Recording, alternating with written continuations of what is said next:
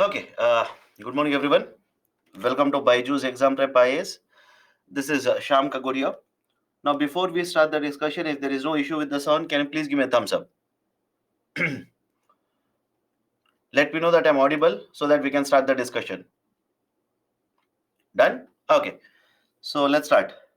So, last week, Friday, if you remember what we have done, we started with the concept of the exchange rate, right? We had finished the exchange rate on Thursday.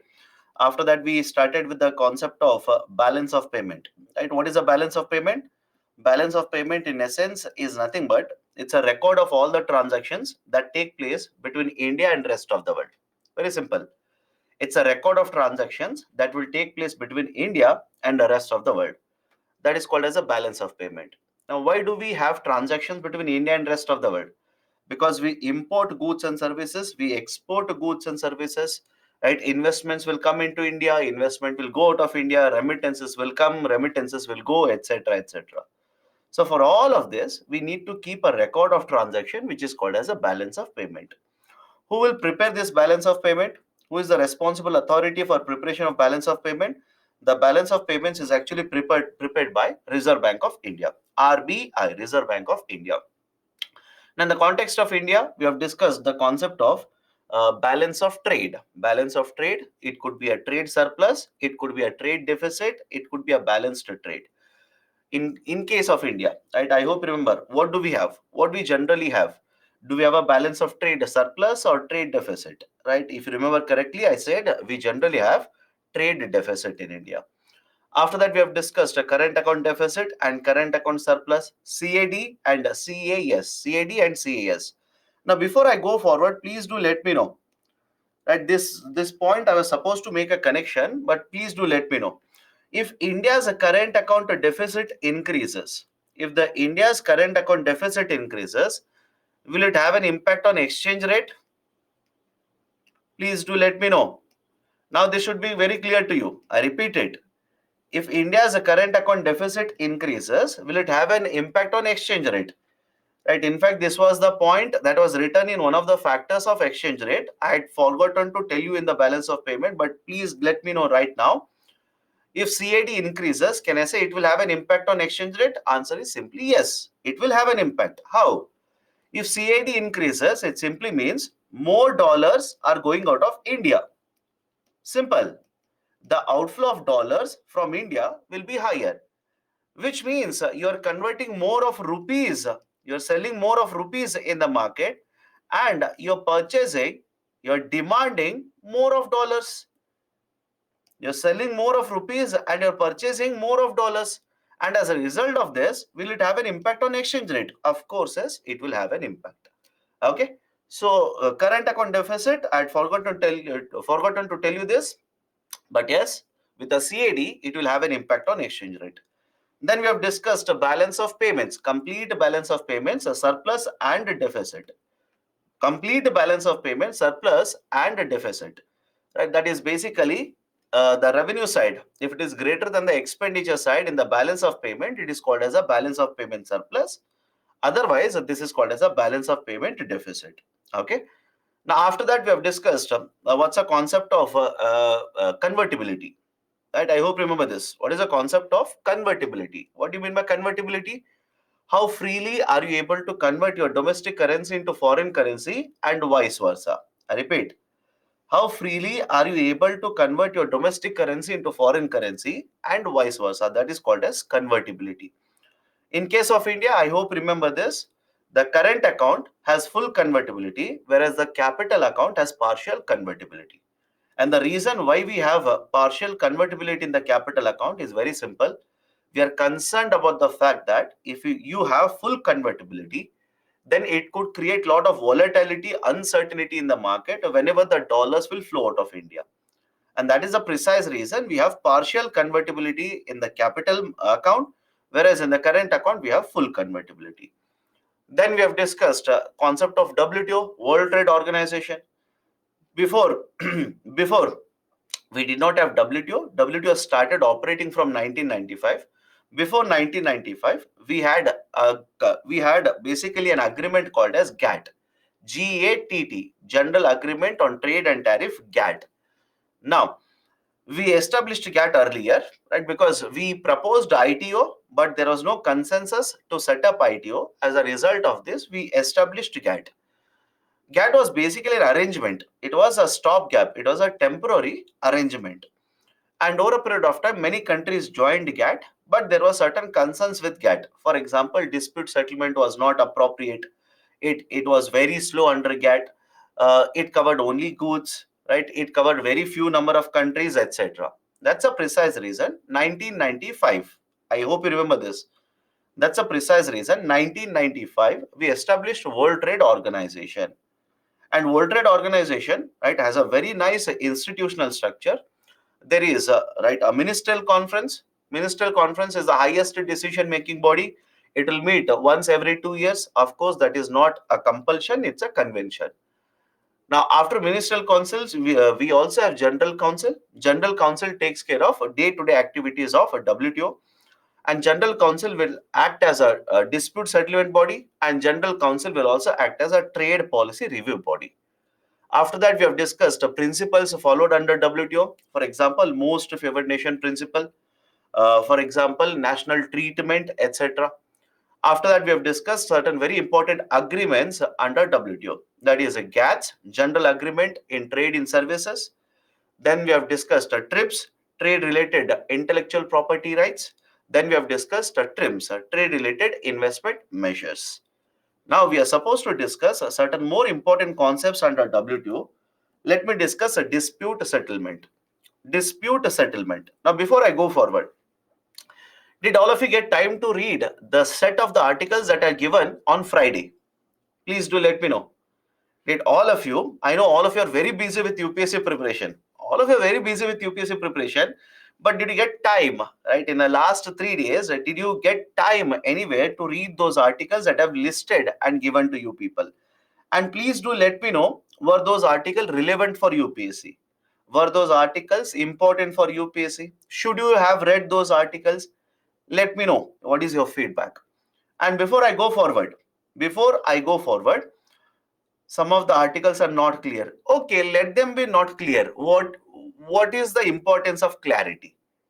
Question is, are you able to read the articles? Right? Question should not be, sir, the HD version is not there. That is not needed for UPSC preparation. Don't worry about HD or non-HD version of the articles. Were they available to you? Were you able to read? That is more important for me. Okay, so I hope you understand these articles are very much relevant. All I'm trying to convey to you people is simple. Only one point I'm trying to convey to you people. You are stuck with Hindu newspaper, and nothing wrong with that. You read Hindu newspaper religiously. But I hope you understand there is a world beyond Hindu also, which you're supposed to cover for GS paper 3. This is all I'm trying to convey to you people. Very simple. You people read Hindu. I don't have any doubt. You read Hindu, right? You revise Hindu, etc., etc. But all I'm trying to convey to you people is there is an economy beyond Hindu also, which is relevant, which is required for you people. Okay. So I hope you have read. If you have not read, please make time and read those articles. Right. So if I'm giving you certain articles, it is for your benefit. Please read them. Now, before I go forward, any article important in today's Hindu newspaper? I did not find any important article for economics in today's Hindu newspaper. Okay. Now, with that caveat, let me start with dispute settlement. Just give me a minute. Just give me a second. Right. So I'll be switching off the camera. Just give me a second. Don't panic. Nothing is happening.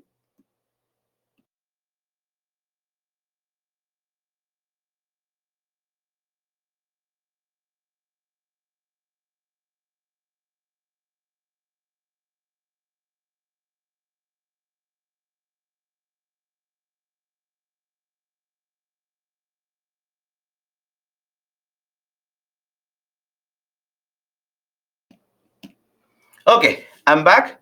So am I audible as well as visible? Let me know.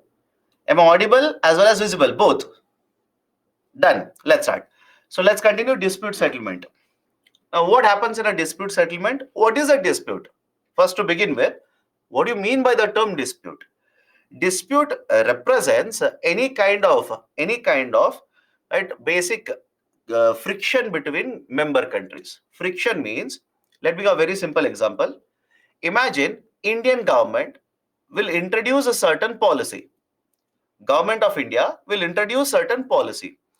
And let's say this policy will affect imports which are coming into India.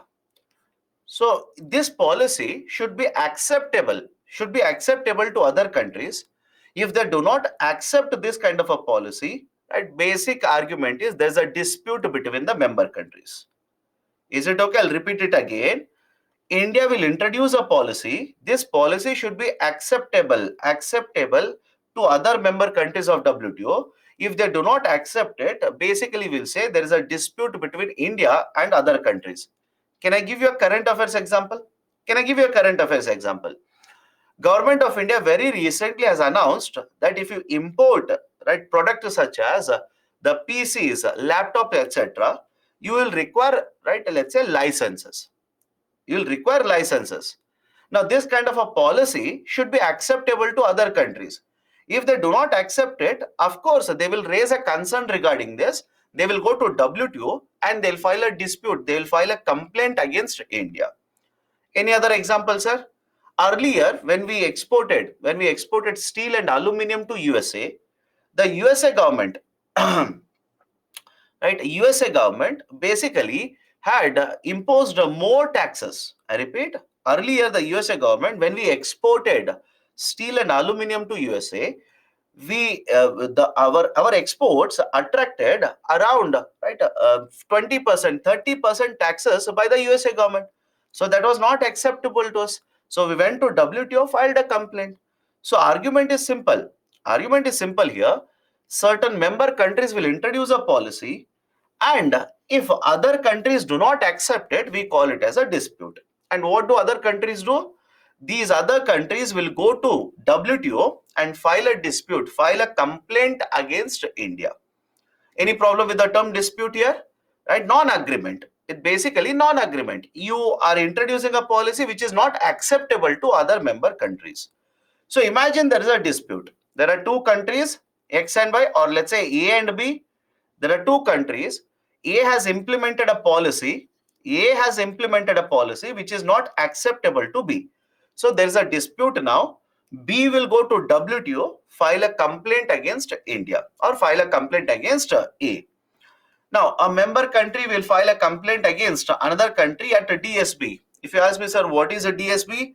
DSB stands for Dispute Settlement Body. Dispute Settlement Body. Right, so dispute settlement body under WTO will, right, basically take the complaint, and the first step will be they will ask the member countries to resolve the dispute amongst themselves. Right, they'll simply say both of your countries, right, please try to resolve your dispute amongst yourselves. Try to hold negotiations, try to hold consultations, and resolve the dispute. Resolve the dispute. Okay. Now that is basically the first step. Now, after this, those who have joined now, please understand this is the first point I'm discussing. I did not discuss anything before this.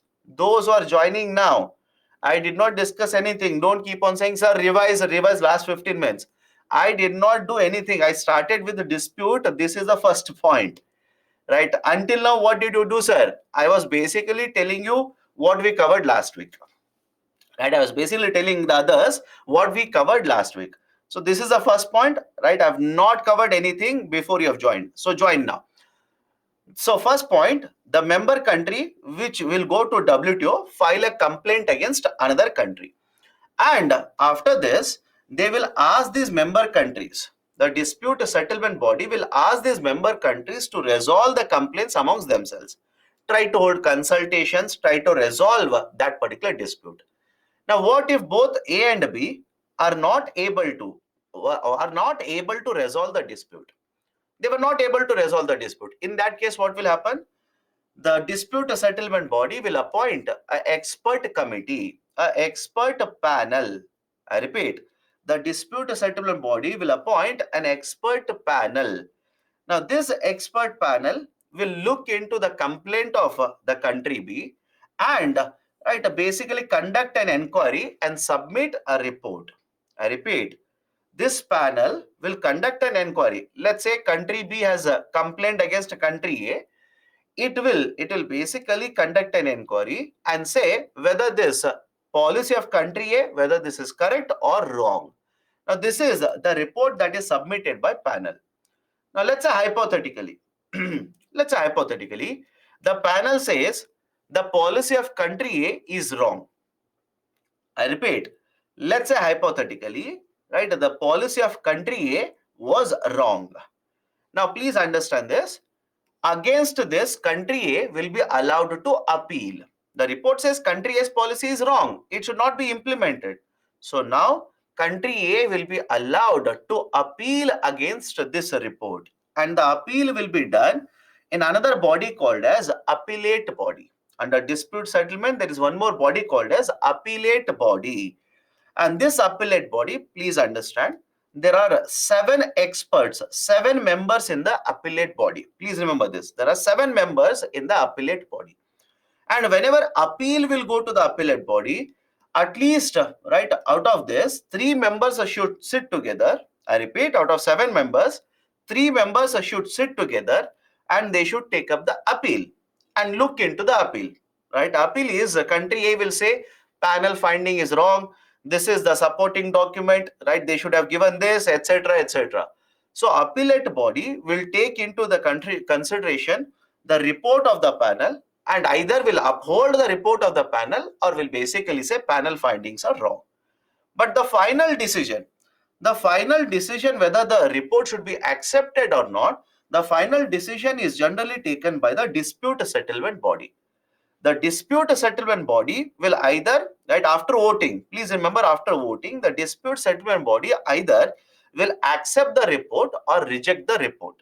And let's say hypothetically, even the dispute settlement body will accept the report of the panel, which means the panel says A's policies are wrong. So even the dispute settlement body is accepting that A's policies are wrong. And now, what does it mean? A will have to withdraw their policies. A will have to withdraw their policies. Okay. So just have a glance of it. Just give me a second. There is a technical glitch. Just give me a second.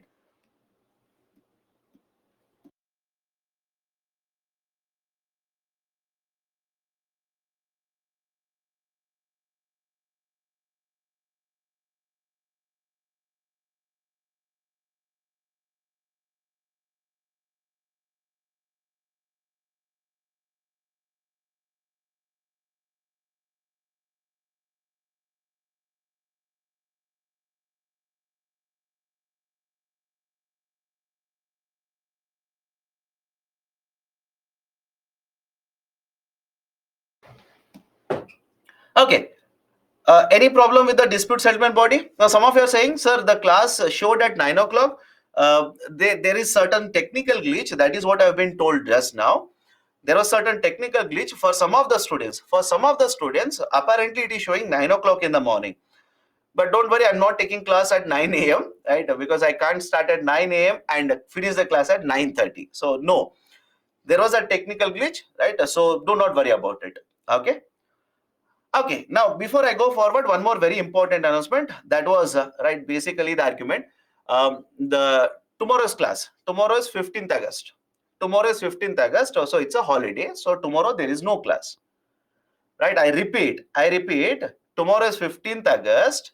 Tomorrow there'll be no class. It's a holiday. Right? Don't join tomorrow. Don't join early morning 6 o'clock. Right? Tomorrow you'll wake up early.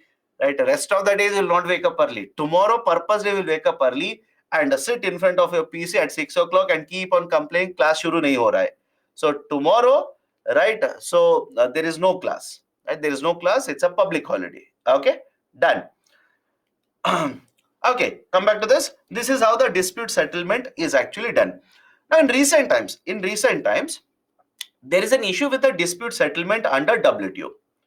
In recent times, there is an issue with dispute settlement under WTO. What is the issue? If you remember very correctly, I said the appellate body, what is the maximum strength of the experts in the appellate body? It is 7 members. The maximum strength is 7 members. And whenever they will take up the appeal, 3 people will have to sit together and take up the appeal. And next important point, the appointment of the experts in the body. The appointment of experts in the body. The appointment of experts in the appellate body is done through dispute settlement body. And whenever you need to appoint people in the appellate body, argument is very simple. You need consensus. You need consensus. You need consensus. Consensus means what? Everybody should agree to you. You want to appoint, let's say hypothetically. Let's say India wants to appoint me as a member to the appellate body. Again, I'm not an expert. Let's say hypothetically, India wants to appoint me as a member to the appellate body. Every other member country in WTO, every other member country should accept it. What if USA government will say, no, we will not allow you to appoint this person? What if China will say, no, we will not allow you to appoint this person? In such a situation, if you do not have any consensus, you cannot make appointments to WTO. That is basically under the appellate body. Any problem with this? I'll repeat the statement. Right? Whenever the members have to be appointed, because these members will have a tenure of 4 years. These people will have a tenure of 4 years. So imagine somebody's tenure is over. Now you want to appoint somebody else into the place of the person. You require consensus of everyone. If you do not have consensus, if there is any opposition by even one member country, appointment cannot be done. Now what has happened in the recent times? The government of USA has been opposing, I repeat, the government of USA has been opposing appointment of the people to appellate body. And when one country will oppose this appointment, what will happen? Right, basically appointments cannot be done. As a result of this, from 7 people it has fallen down to 5, from 5 it has fallen down to 3, from 3 it has fallen down to 1, and today in appellate body there are 0 people. In appellate body there are 0 people, means right, there is nobody in the appellate body. Now have a look at this. If there are no people in the appellate body, right, imagine USA will take a complaint to appellate body. Can it be resolved? Think of it. USA, right, imagine a panel will find USA's policies are wrong. So USA has to withdraw the policy. Now USA will take this complaint to appellate body. So now tell me, if there is nobody in the appellate body, can this issue be resolved? No issue cannot be resolved. So the whole process, can I now say the whole process is dysfunctional now? Because of this, the whole dispute settlement process has become dysfunctional, right? Because there is no appellate body, right? Imagine, I'll give you one more example. USA will complain against India, and the panel will say India's policies are wrong. India has to withdraw the policy. Now I will take this panel finding to appellate body. Nobody is there in the appellate body, which means again the whole process will become dysfunctional. The whole process will become dysfunctional, and that is exactly what has happened. So from the last couple of years, many complaints have been taken up to appellate body. There is no appellate body, hence dispute settlement is not working under WTO right now. Any problem with this? Please do let me know. And if you ask me why is that, sir, right, appointment is not happening to the appellate body, one of the very important member countries, USA, the government of USA says WTO's appellate body is not, that is dispute settlement body, is not working in our interest. Most of the cases that we have taken to the dispute settlement, the orders are given against us. So we will basically oppose it. That is the reason, right? The dispute settlement body has become dysfunctional under WTO. Can we go forward now? Any problem here? Please do let me know. If there are any issues, please do let me know. Otherwise, I'll go forward. Okay, next concept. The WTO as well as subsidies. Connection between WTO and subsidies. Now, please understand there are 2 very important agreements here. One is called as Agreement on Subsidies and Countervailing Measures, SCM. Remember this. I'll keep on writing SCM now. Don't keep on asking me what is long form. Agreement on subsidies and countervailing measures. Second one is farm subsidy. We'll discuss both of them separately. Now let me start with a very simple example. I'll come back to this, don't worry. Let me start with a very simple example. Earlier, there was a scheme of Government of India by the name of Merchandise Exports from India scheme. Understand this very carefully. Earlier, there was a scheme by the name of Merchandise Exports from India scheme. Merchandise Exports from India scheme. MEIS, Merchandise Exports from India scheme. Now, what is this Merchandise Exports from India scheme? Please understand this. Please understand this carefully. Imagine you are exporting this bottle. Okay, imagine you are exporting this bottle. Now, Government of India, in order to promote more and more export of this bottle, will provide you incentives on the value of bottle that you have exported. I will repeat the statement. Under MEIS, Government of India, in order to promote export of this bottle, will provide you subsidy, will provide you incentives on the value of bottle that you have exported. Sir, what do you mean by that? Let me give a very simple example. Imagine the value of bottle is $100. Just imagine, okay? Imagine the value of the bottle is $100 and government will announce 5% subsidy, 5% incentive for it. Which means, please tell me now, if you export $100 worth of bottle, can I say you will get $5 worth of subsidy? Anybody has a problem with this? If you export $100 worth of the bottle, you will get $5 as subsidy. If you export a $200 worth of bottle, can I say you will get $10 subsidy? If you export $500 worth of bottle, you will get $25 subsidies. Anybody is finding the calculation difficult? I'm calculating simply 5% value. Right? I'm simply calculating 5% of the value. That's it. Now, this was the incentive scheme. This was the subsidy scheme that Government of India introduced earlier in a policy by the name of foreign trade policy. We will discuss foreign trade policy today. There's a slide on this. We'll discuss it in some time. Please don't worry. Earlier, we had a foreign trade policy 2015-2020. We introduced a foreign trade policy back in 2015. And in the foreign trade policy, there were two very important schemes.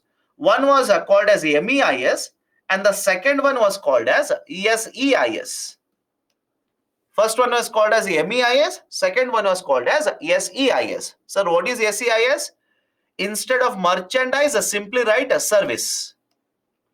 Remaining part remains same. Instead of merchandise, simply write services. That is Service Exports from India scheme. Anybody has a problem with the long form? Please do let me know right now.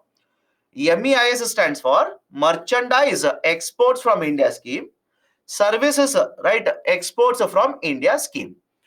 What was the concept of SEIS? Same logic. Same logic. We will promote exports by giving subsidies to you. Right? Based on the value of export, we will promote exports by giving subsidies to you. So now think of it. The example that I've given here, can I call this example that is a subsidy as export linked subsidy? Think of it and please do answer to me now. Can I call this as export linked subsidy? What do you mean by export linked subsidy? The subsidies that you get are dependent on the value of the export. Very important, remember this. The subsidies that you get are connected to the value of export. For example, if I take the 5% number itself, if you export $1,000 worth of the bottle, how much subsidy you will get? 5% of it, you will get $50 subsidy. Agreed? So the subsidies which are provided are connected to the value of export. As the value will keep on changing, the subsidy will also keep on changing. This is called as export linked subsidy. Now, this is point number one. Point number two, India has signed an agreement by the name of SCM. Do you remember the long form of SCM now?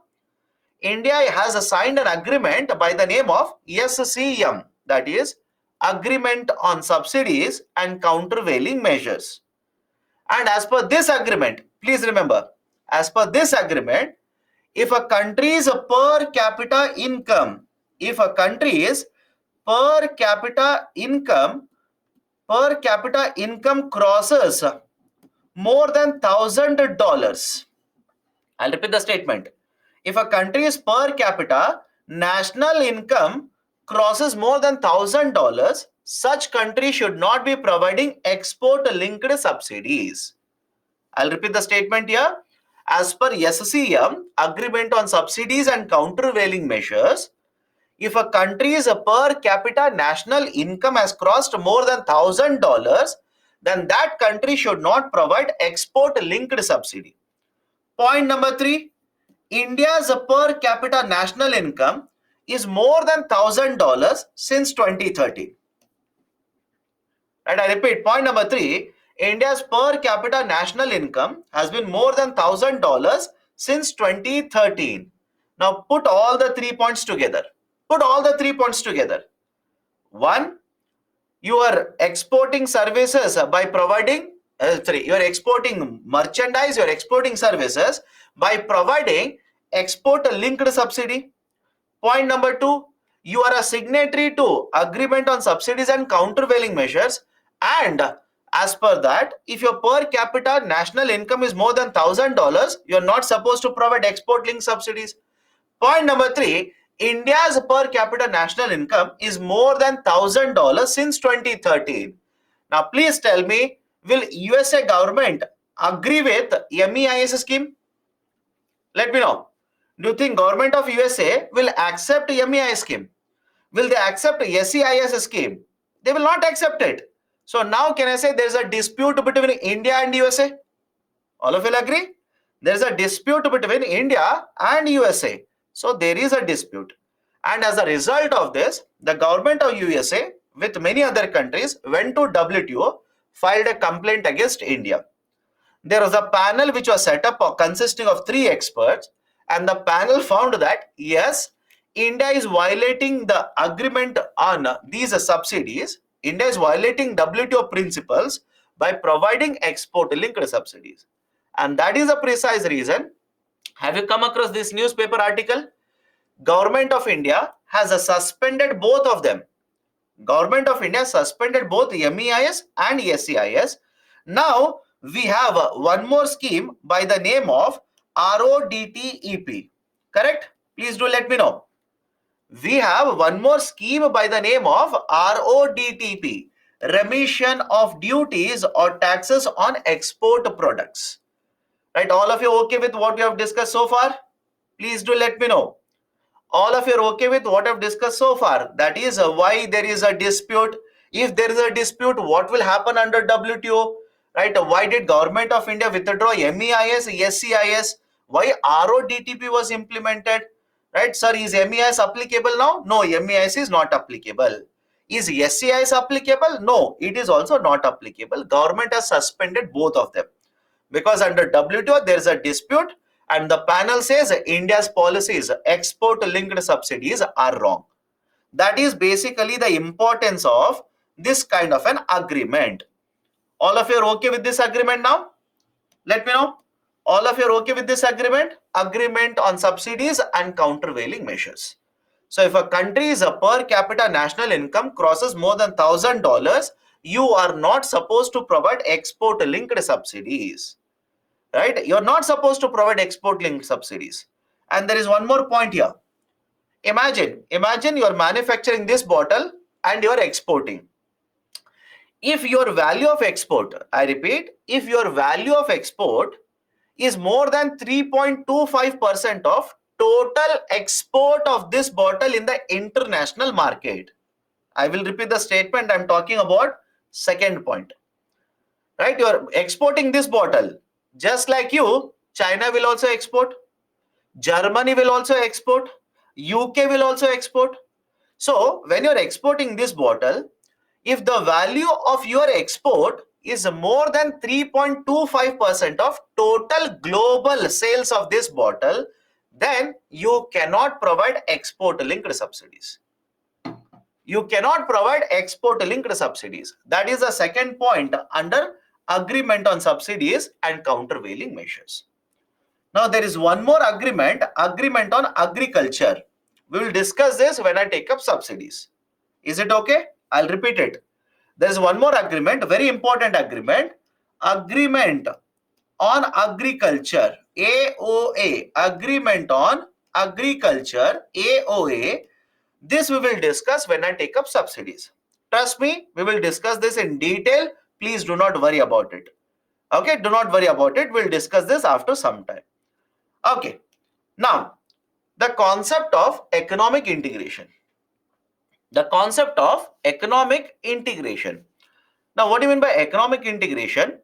It is a policy of a discriminatory reduction or elimination of trade barriers for members in the group. I'll explain this, just have patience. It is a policy of discriminating in favor of members in the group. So what do you mean by discriminating here? Let me give a very simple example. India will conduct a trade with UAE.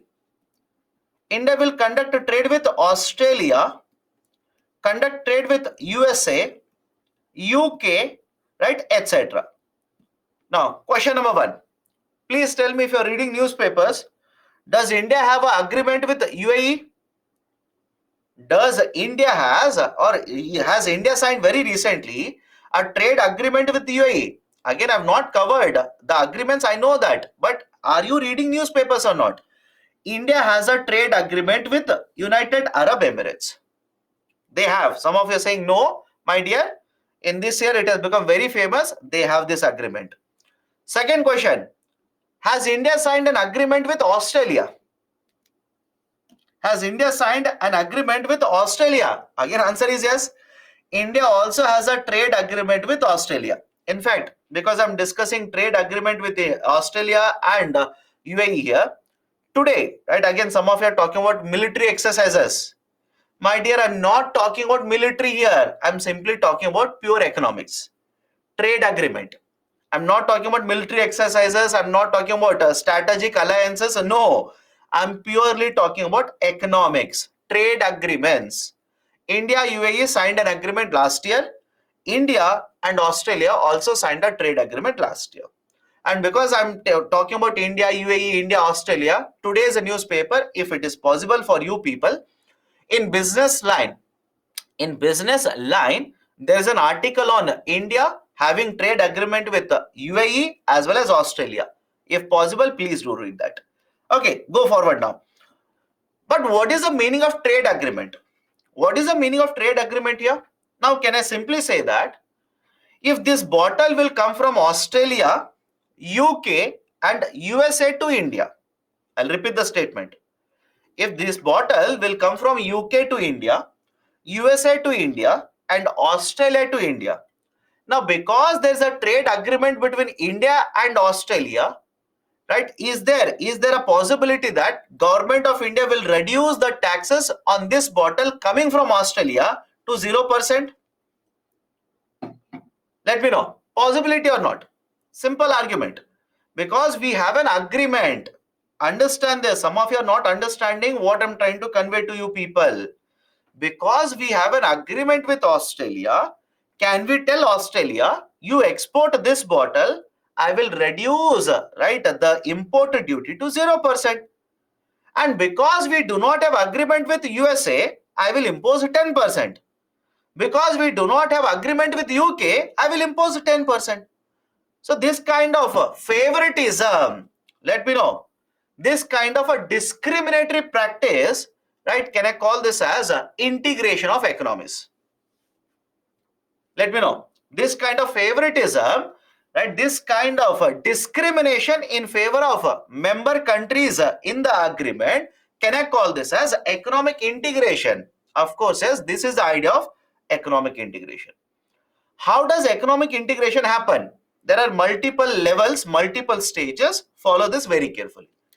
First one is a PTA, second one is a FTA, third one is a customs union, fourth one is common market, fifth one is economic union.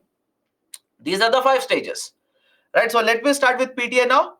What is a preferential trade agreement? In preferential trade agreement, 2 countries or more than 2 countries will sign an agreement, but in this agreement, they will cover only a small part of the trade. They will not cover substantial trade. I will repeat the statement here. Please understand. In preferential trade agreement, 2 or more than 2 countries will come together. They will sign an agreement where they will cover only a small part of the total trade between the countries. They will not cover substantial trade. Sir, what do you mean by this? Let's take a simple example. Imagine there are 2 countries which are conducting trade. Understand this carefully. Imagine there are 2 countries which are conducting trade. Now let's say A will export $10 billion worth of goods and services to B, and B will export, let's say, $30 billion worth of goods and services to A. Please do let me know. Can I say total bilateral trade? Total bilateral trade is equal to $40 billion. I repeat. Can I say total bilateral trade is equal to $40 billion? Now let's say both the countries will come together. They will cover goods and services worth $5 billion out of this. They will cover in the agreement only $5 billion worth of goods and services, and both the countries, they will say, we will reduce the tariff, we will reduce the import duties to 0% on $5 billion worth of goods and services. In this example, can I say we are not covering a large part of the trade, we are covering only a small part of the trade in the agreement? Let me know. In this example, total trade is $40 billion, right? But out of $40 billion, we are simply covering in the agreement trade worth $5 billion, which is just a part of the total trade. Small part, not a substantial part. On the other side, what if both of the countries will sign one more agreement? Let's say another example. They will sign one more agreement where they will cover, let's say, trade worth $38 billion. Example 1 and example 2. In a second example, can I say most of the trade that is done between both the countries is covered in the agreement? Let me know. Second example. Example 2. In second example, most of the trade that is done between country and country B is covered in the agreement. So in example 1, only a part of the trade. Second example, most of the trade, substantial part of the trade. That is basically the difference between PTA and FTA. In PTA, right, have a look at this. We are not going to cover larger part of the trade. We are going to cover only a part, a small part of the trade. And in case of FTA, substantial means most of the trade that is done between the countries is covered in this agreement. So any recent example of this? India and Chile have a PTA. India and Chile have a PTA. Only a small part of the bilateral trade is actually covered. Whereas India and UAE, more than 90% of the bilateral trade is covered under the agreement.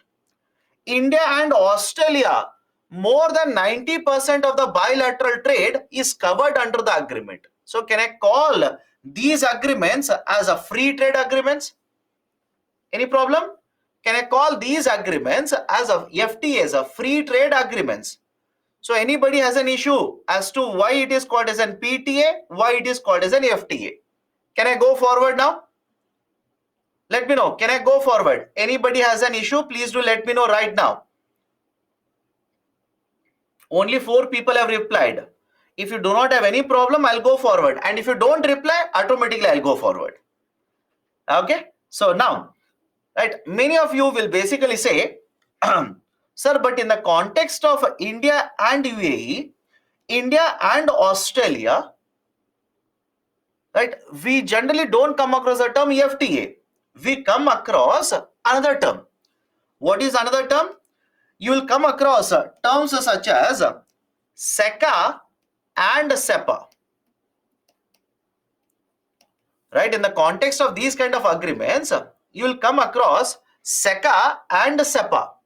What is this SECA and SEPA? This is comprehensive economic cooperation agreement. Comprehensive economic cooperation agreement. SECA stands for Comprehensive Economic Cooperation Agreement. And this stands for Comprehensive Economic, same thing, Comprehensive Economic Partnership Agreement.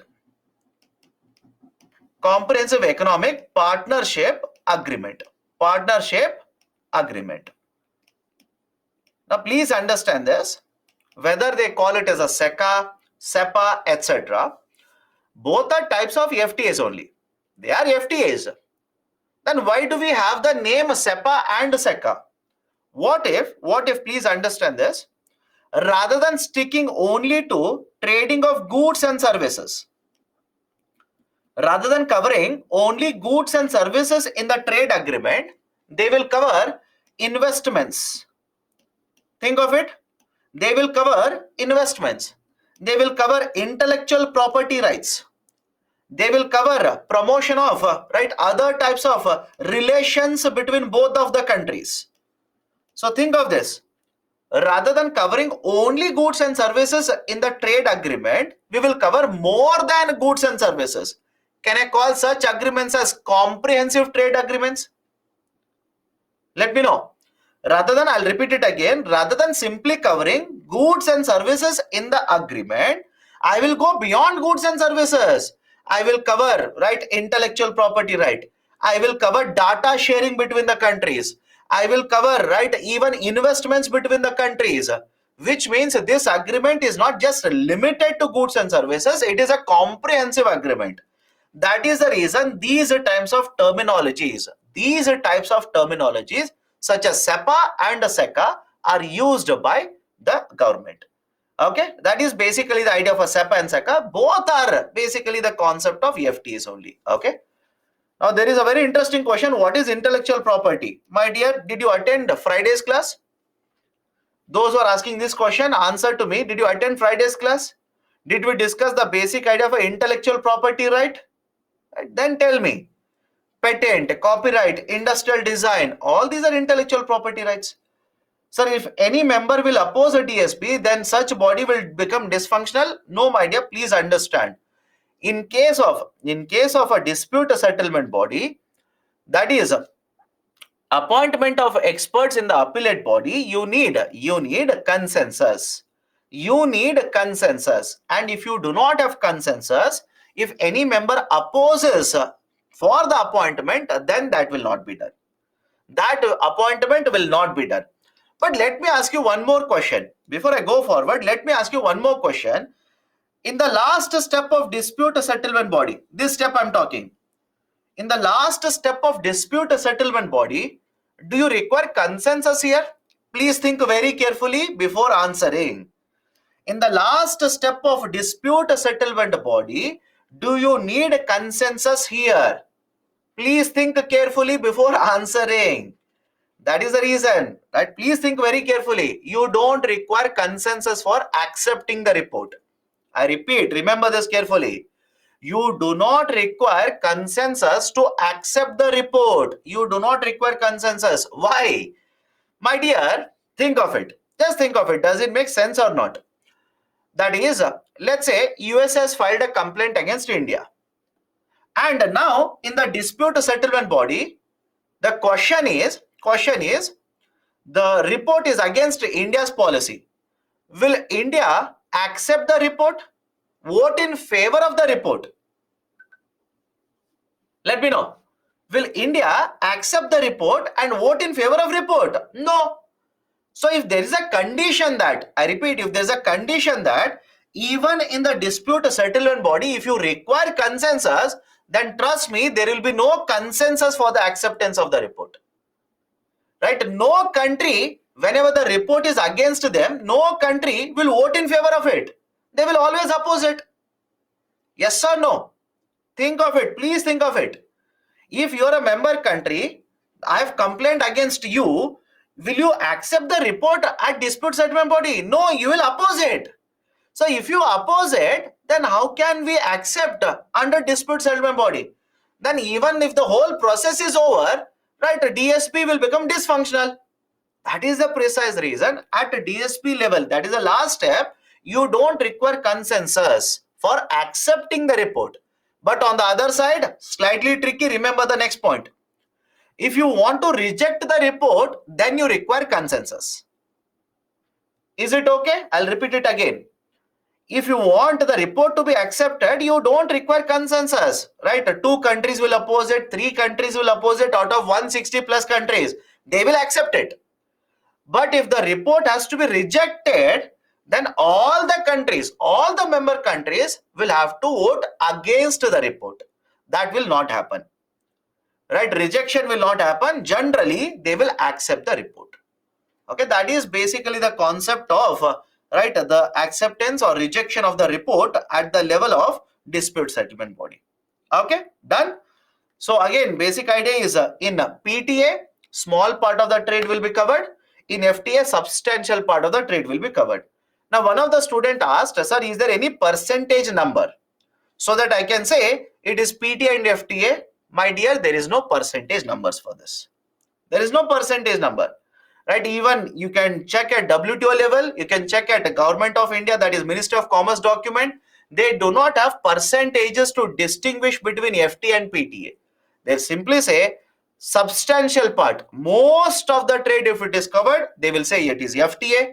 Right? If lesser trade is covered, they will call it as PTA. Okay. After that, Comprehensive Economic Partnership Agreement, Comprehensive Economic Cooperation Agreement. Both are type of FTAs only.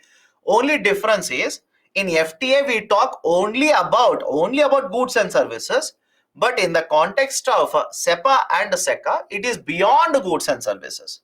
Many other components will be covered in the agreement. Now let me go forward. Customs Union. Let me go forward. Customs Union. Imagine 2 countries, A and B, have signed FTA. Follow this carefully. Imagine 2 countries, A and B, have signed FTA, which means they are reducing, eliminating barriers, eliminating tariffs for trading between both of them. Now, what if I say next, both of these countries will have common customs policy for all the imports that will come into both of the countries? Think of it. Now, next step is A and B, who are already FTAs, who have already signed agreement. Now, both the countries will have the same policy regarding imports coming into their countries. Can I call this as same customs policy? Let me know. If both of them have the same policy regarding imports, can I call this as same customs policy? This is called as a customs union. Look at it. This is called as customs union. The partner countries, that is a trade partner countries, trade at a zero duty between themselves. Between A and B, they will trade at a zero. But they will have a common tariff structure for other countries. For example, let's say country C is there, country X is there, country Y is there, country Z is there. All of these are exporting goods and services to A and B. Now both A and B will have same policy for customs for all the goods and services coming from C, X, Y and Z. This is called as customs union. Sir, any example of a customs union? European Union. Remember, European Union is the best example for all the 3 in the slide. It is the best example for all the 3. Do not remember multiple examples. Remember one example. As such, you will have to remember so many things. Do not worry about multiple examples. Just remember one example. European Union is basically the example of customs union. Next, common market.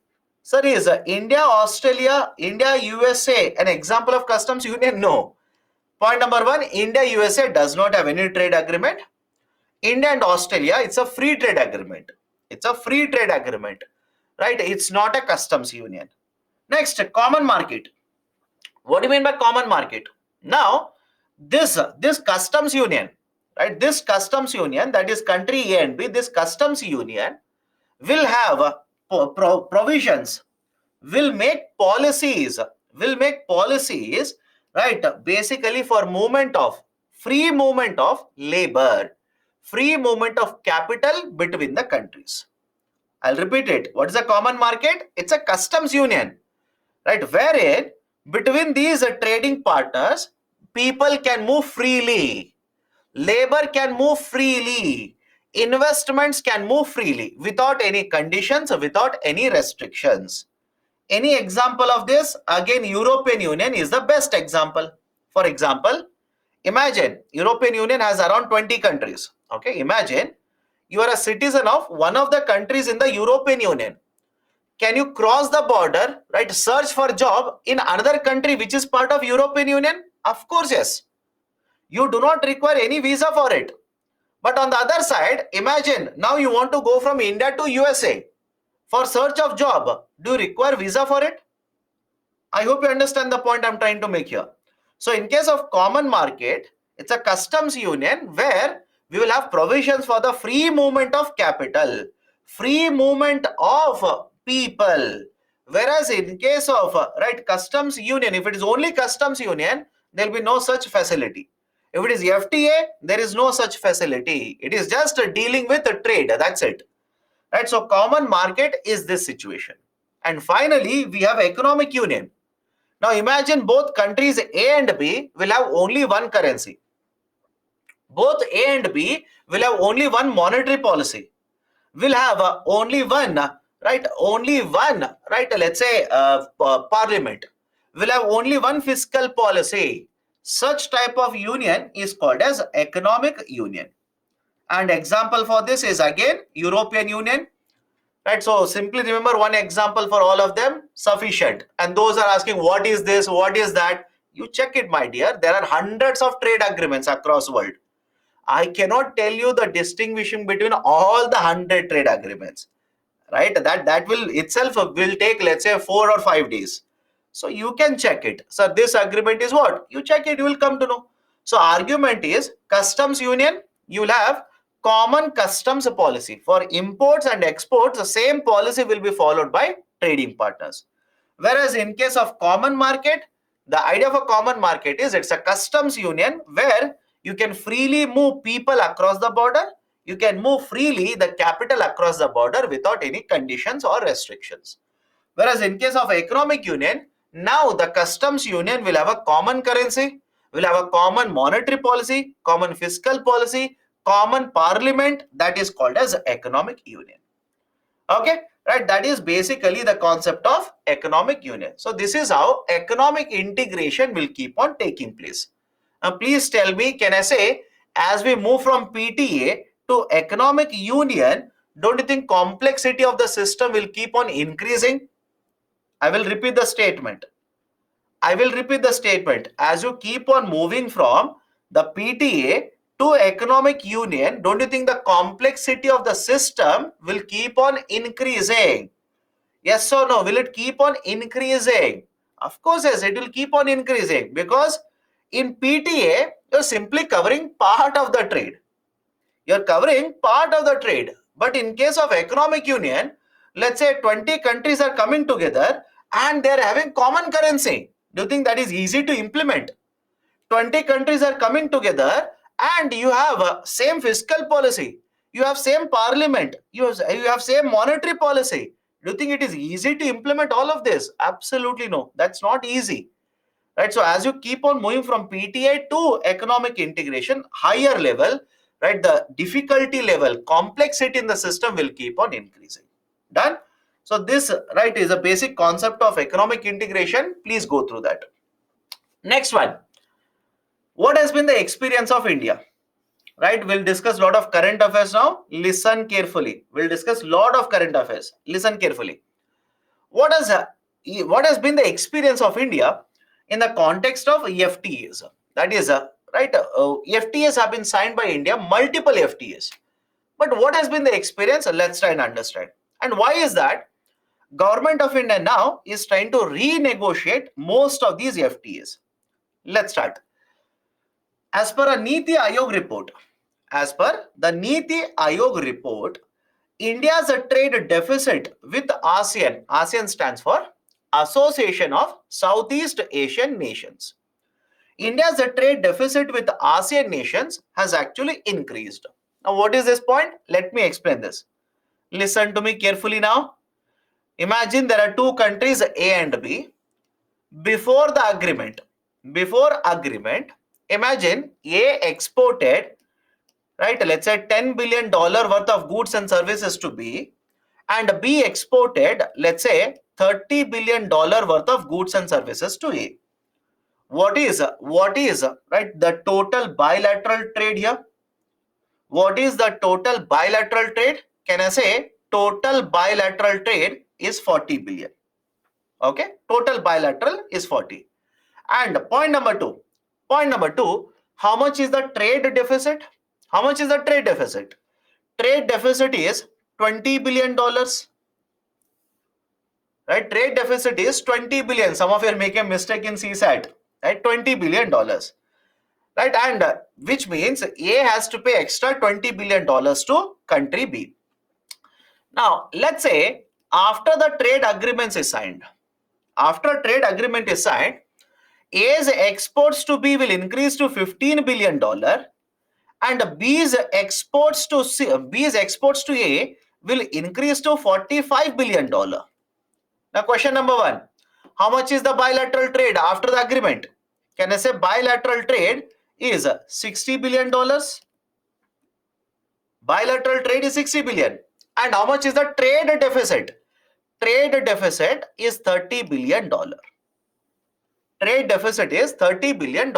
Now, right, one more question to all of you. Please think of it. When this agreement has been signed between A and B, which of the two countries you think is getting more benefit out of this agreement? Let me know. When this agreement is signed between A and B, which of the two countries do you think is getting more benefit out of this agreement? My dear, some of you are evaluating very wrongly here. Country B is getting more benefit. Don't say both are getting more benefit. How do you say both are getting more benefit when the question is which of the two is getting more benefit? Right? How do you say both? How do you say A? Those who are answering A, please let me know what is your argument, because A is not getting more benefit compared to B here. B is getting more benefit. How? Please look at the increase in the trade. Look at the numbers, no? That's the reason I'm taking numbers to, right, make you understand. Look at the increase in the trade for B. Don't you think B has gained more advantage because of this agreement, because the exports have increased more for country B? So that is the reason B has got more advantage. B has got more benefit in the agreement compared to A. Right? Now, look at this argument and let me know whether this makes sense to you now. India's trade deficit with ASEAN countries between 2011 and 2017 actually doubled from $5 billion to $10 billion. The trade deficit between India and ASEAN doubled from 5 billion to 15 billion, sorry, $10 billion between 2011 and 2017, when the total trade also increased from $50 billion to $70 billion. So now tell me, please tell me, is India getting more benefit of this agreement or is ASEAN getting more benefit of this agreement? Right? Don't you think it is ASEAN economies which are getting more benefit of this agreement? Right? We are also getting benefit. I'm not saying we are not getting benefit. We are also getting benefit. But who is taking more benefit out of this agreement? ASEAN. Right? That is a concern for Government of India. And with signing of the agreement, our trade deficit has widened. Our trade deficit has widened from $5 billion to $10 billion. By the way, right, those who are asking, sir, when this agreement was signed? 2010. The agreement was signed in 2010, came into force in 2011. That's the reason the evaluation is from the 11 to 17. Point number one. Why it has happened? What is the problem? You will understand sometime. Please have patience. Second one, the trade deficit. 21 sectors were covered under the agreement. The trade deficit in 13 of the sectors has actually widened. I'll repeat it. 21 sectors were covered under the agreement. In 13 of the sectors, the trade deficit is actually widened. Next, the FTAs have made imports much more cheaper. Correct or not? When you sign FTAs, you will reduce the taxes on the imports to 0%. So, right, basically the imports have become cheaper. And when imports become cheaper, what will happen to the domestic manufacturers in India? The domestic manufacturers have been affected now. Right, so these are some of the important observations that Niti Aayog says this has happened because India has signed multiple FTAs. What is the reason? Why we are not able to leverage, why we are not able to get the benefit, you will understand in some time. But any problem with this? Any problem? We have signed trade agreement. As a result of this trade agreement, trade has increased. So has been India's trade deficit. Imports have become cheaper. Domestic manufacturers are getting affected. Right? In many of the sectors which were covered under the trade agreement, the trade deficit has widened. That is basically the concern here. Why? What has happened? What is the problem? Let me make it clear to you why it is happening. I'll go back to previous slide. Please don't worry. First one, in case of India, cost of logistics is higher. Correct? Let me know. We have discussed the issue of logistics multiple times now. Under GST, under transportation, etc., etc. So cost of logistics in case of India is higher. And if the cost of logistics is higher, what do you think will happen to price of the bottle? Tell me now. If the cost of logistics is higher, what do you think will happen to market price of the bottle? It will increase. Export competitiveness will come down. All of you are okay with this? Export competitiveness will come down. Point number one. Point number two, interest rate in the domestic market is slightly higher compared to interest rates in other countries. Meaning what? Let me take a very simple example. Think of it and answer. Imagine there are two countries A and B. Do not worry about anything else. Focus only on interest rate. Imagine there are two countries A and B. Right? In country A, manufacturer will take a loan. Rate of interest is 6%. In country B, manufacturer will take a loan. Rate of interest is 4%. Please tell me, because of rate of interest, can I say cost of producing in country A will be higher than cost of producing in country B? Do not worry about anything else. Focus only on the interest rate. Right? Because I'm paying more interest rate in country A, don't you think the manufacturing cost would be higher? That is exactly what I'm saying here. Interest rate is higher, that will also reduce the competitiveness of exports. Third, trade barriers have been increased by many trading partners.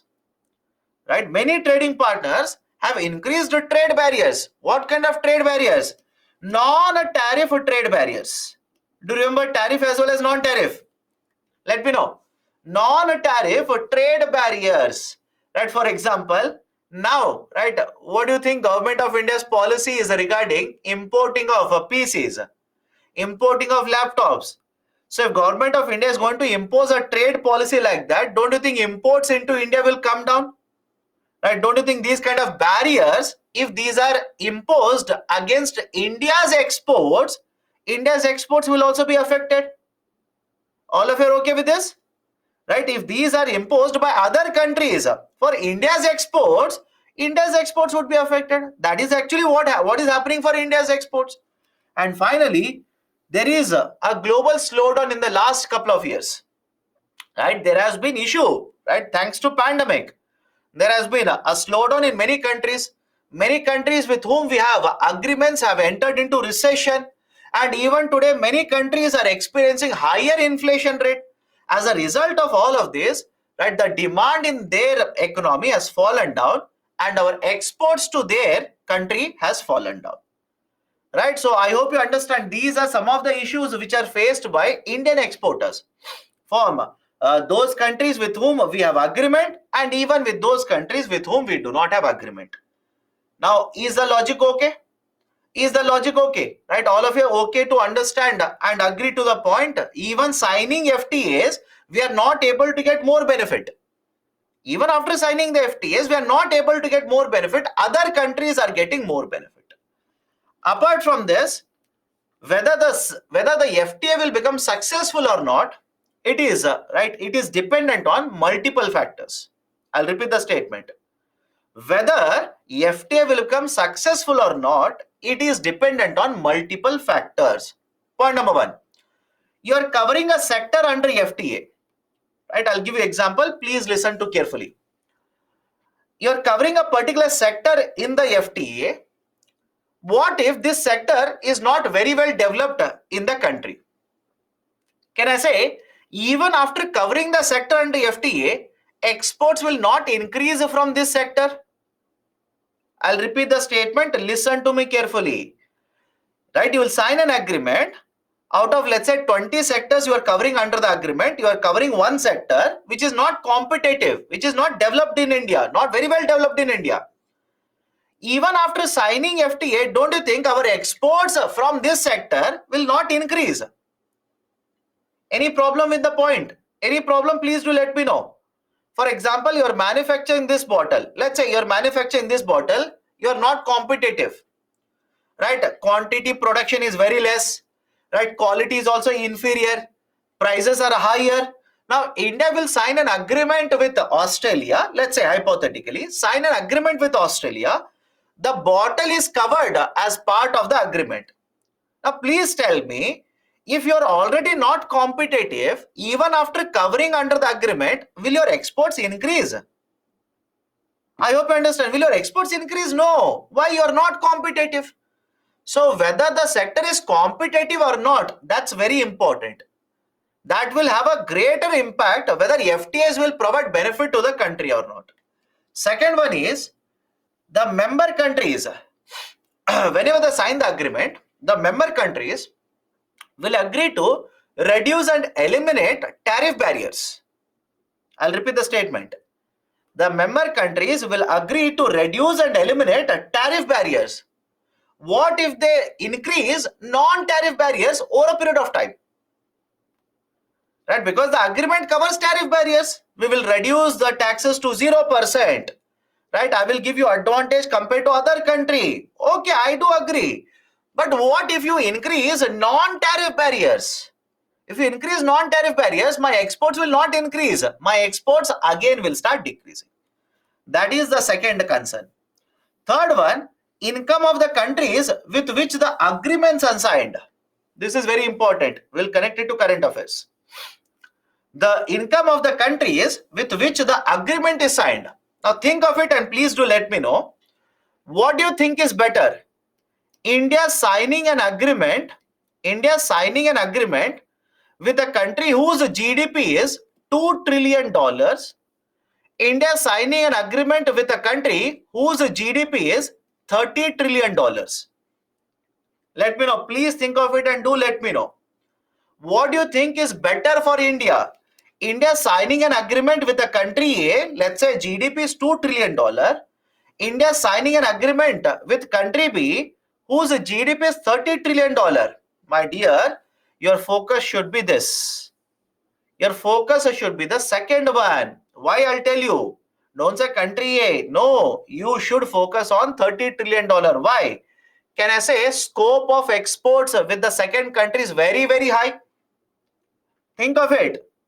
Please think of it. The scope of exports with the second country is very, very high. Because this is a very big market for you. Very, very big market for you. And when this is a very large market, right, we can export more and more. That is the argument.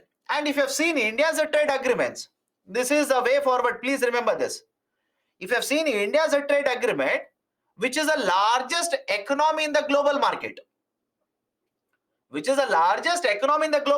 USA. Correct? USA. Some of you are saying China. No, my dear. USA is the largest economy. USA is the largest economy. And when USA has the largest economy, point number one, and we have a trade surplus with USA. Please understand this. We have a trade surplus with USA. Don't you think India should sign a free trade agreement with USA? Think of it. Please think of it. India has a trade surplus with USA and USA is the largest economy in the globe. Should you not sign a free trade agreement with USA so that your trade surplus will further increase by getting the concessions from USA? Do we have a trade agreement with USA? No. We do not have a trade agreement with USA. So please understand the logic behind why I said you should target larger economies. On the other side, which is the second largest economy in the global market, China. India is conducting trade with China, but India has a trade deficit with China. India has a trade deficit with China, meaning we are importing more compared to our export. Now tell me, should India sign a trade agreement with China? Think of it. Should India look into trade agreement with China? If you sign a free trade agreement, imagine without any concession. I repeat, imagine without any duty concession, already you have trade deficit. Further, if you sign the free trade agreement, can you imagine with duty concession to what extent they will sell their products in India? That is the reason this is not a priority for us. This is not a priority. What is a priority? This should be the priority. So remember this. Please remember this. Do not have any arguments against this. We have a trade surplus, my dear. Think of it. We have a trade surplus with USA. USA is the largest economy. So without any concessions, you have a trade surplus. Can you imagine with concessions what will happen to your trade? I hope you understand my point. Without any concession only, you have a trade surplus. Now imagine you sign the agreement and you get trade concessions. Can you imagine to what extent your trade will increase to USA?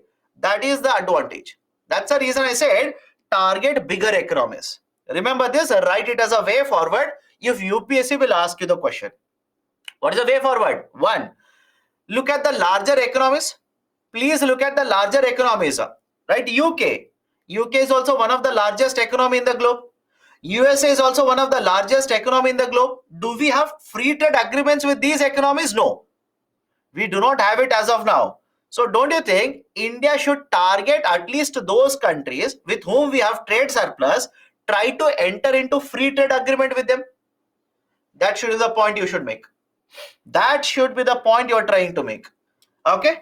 Income of the countries with which agreements are signed. That's also very important.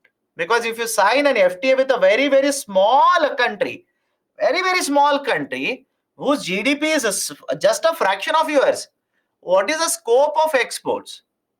Rather than this, target larger economies. The relaxation provided under the trade agreement and MFN for other countries. Very tricky statement. Let me explain it. Very tricky statement. Imagine this bottle is coming from China as well as Australia into India. Look at the name of the countries. Please look at the names of the countries.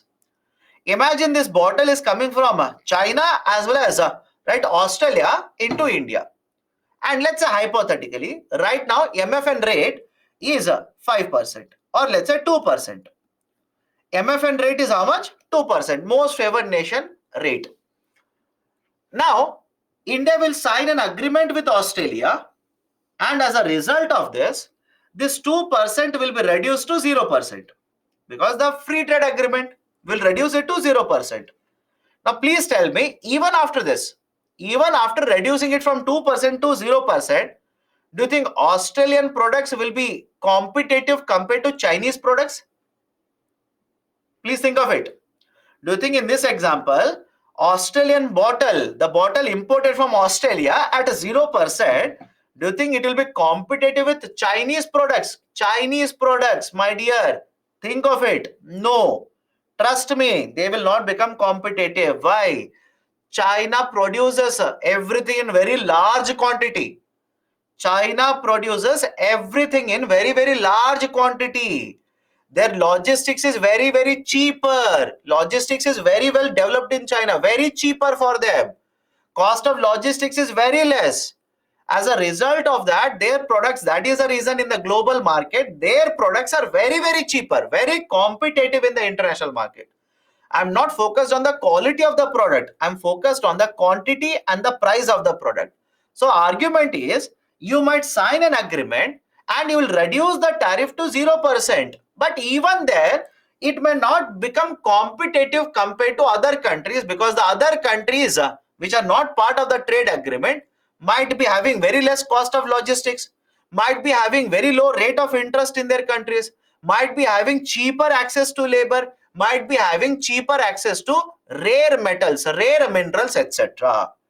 So don't you think because of that, you might sign an agreement with Australia, but even then, right, the products or the trade between India and Australia might not increase in certain products. These are these are some of the factors that you need to consider before signing FTA, before ensuring FTA will become successful or not. Done? So these are certain points. Please be very, very careful. All of these are connected to current affairs. All of these are connected to current affairs. Now we have seen there are problems. We have seen there are problems of India's exports. We have seen there is a scheme that is also problematic, that is MEI scheme. So what is the solution then? What has been done by the government? Let's start. Point number one, I'm discussing reforms now. Point number one, government has introduced a new scheme by the name of RODTEP. Right? And listen to this scheme very carefully. I'll ask you a question after this. Right? RODTEP scheme, long form is remission of duties or taxes on export products. That is RODTEP. But what is the meaning of RODTEP? What is the benefit? Let me explain this to you. Imagine you're manufacturing this bottle. Okay, imagine you're manufacturing this bottle so that you can export the bottle to foreign market. Now, when you manufacture this bottle, let's say you'll purchase 3 raw materials. Listen to me very carefully. You'll purchase 3 inputs, A, B, and C. You'll purchase 3 inputs. Now, let's say when you purchase A, you'll pay a tax of 10 rupee. When you purchase B, you will pay a tax of 20 rupee. And when you purchase a C, you will pay a tax of 5 rupee. Simple numbers. Take simple numbers. So you will purchase A, B and C and pay a tax of 10, 20 and 5 rupees.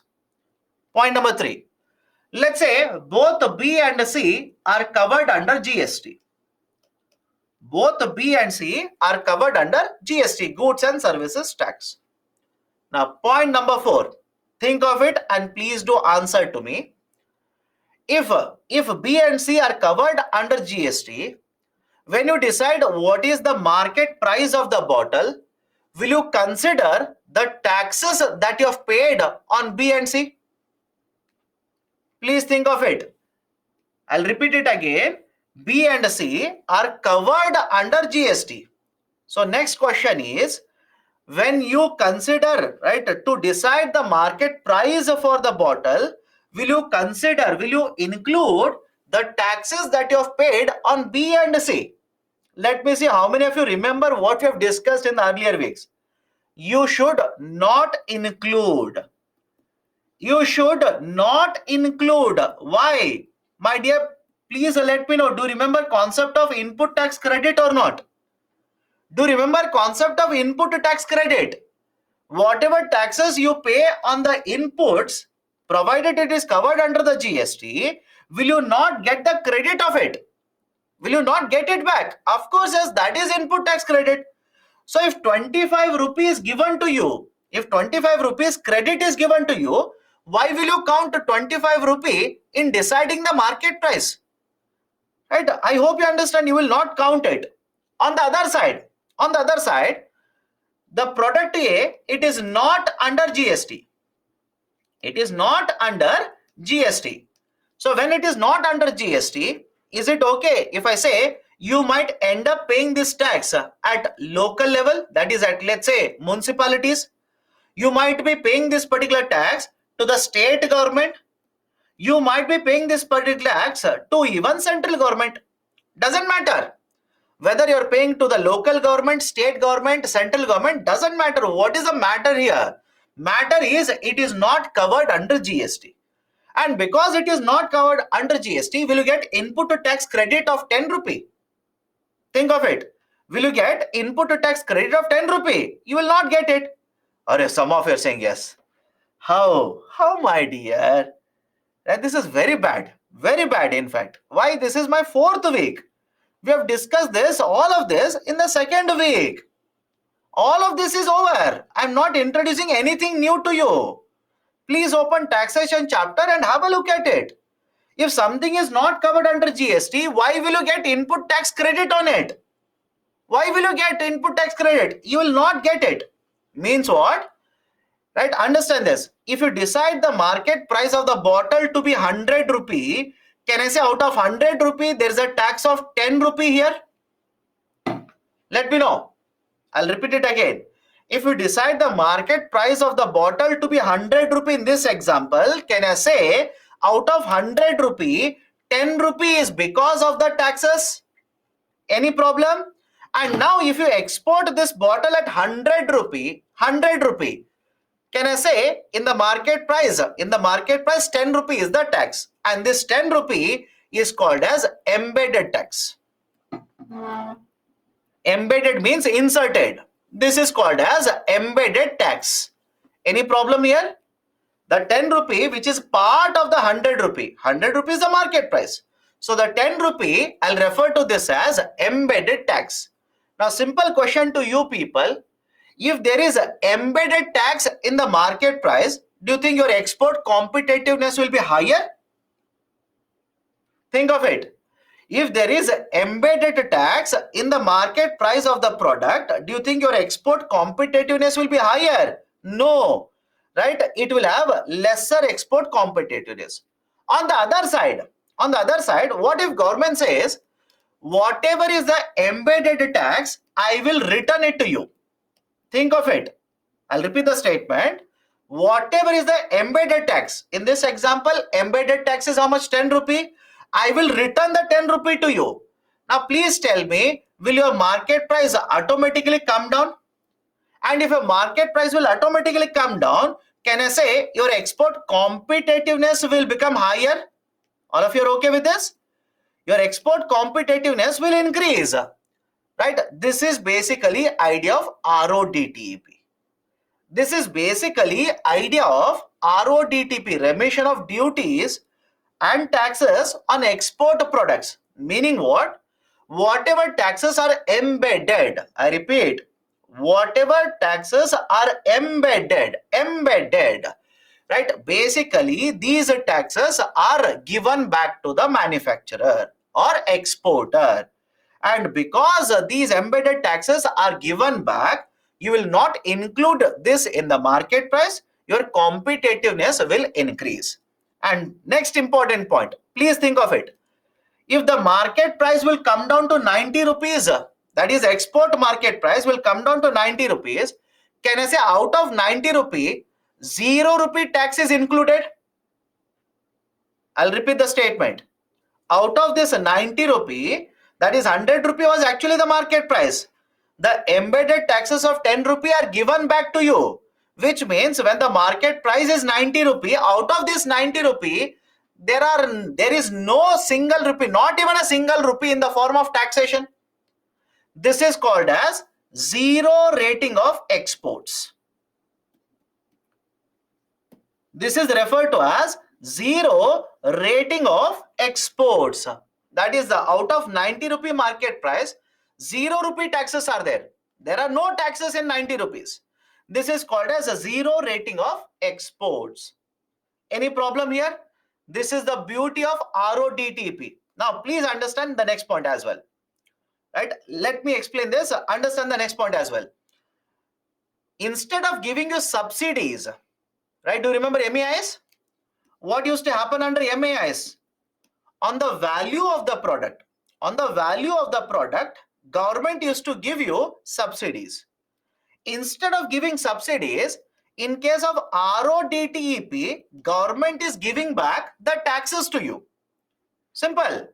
Instead of giving subsidies based on the value of the product, as it was done under MEIS, in RODTEP, government is giving back embedded taxes to you. So now tell me, is RODTP violating WTO agreements? Think of it. Is ROTTP anyways, in any ways, violating WTO agreements? It is not violating any WTO agreement. Some of you are saying yes. How? Tell me. Those who are saying yes, tell me how. Don't simply say yes. How? You tell me. Why? I will say no. Why? Any subsidies given to you under ROTTP? Tell me now. Is Government of India giving any subsidy based on the value of the product? Any calculation that you can show where I have told you that? No. In case of MEIS, if a bottle price was $100, you got 5. If bottle price 500, you will get 25. If bottle price becomes 1,000, you will get $50. But here in ROTTP, government is not giving subsidy to you. Government says you paid taxes, but you did not get ITC on it. So I will return that particular tax to you. So where is the violation of WTO guidelines here? Right? That is the precise reason Government of India has suspended MEIS and is giving ROTTP now. Is giving right the embedded taxes back right under ROTTP. Any problem here? Any problem here? Can we go forward? How this is calculated? There was a committee set up, GK Pillai committee. Remember this. There was a committee set up, GK Pillai committee. GK Pillai committee has given recommendations for what product, how much embedded taxes are there, how they should be provided back. Right? There is a system which has been implemented based on the recommendations of GK Pillai committee. Done? Any other problem? How this embedded tax is calculated? That's what I'm telling you now. That's what I'm telling you. Listen to me. There was a committee set up, GK Pillai committee. GK Pillai committee has given a framework. How you are supposed to calculate, right? For one product to another product, the number will vary. All of you are able to understand this, right? You cannot have a single number for all the products. From one product to another product, the number will vary. So recommendations have been provided which have been accepted by the Government of India. Okay. Any other question? Input tax will be credited to my account when I will collect output.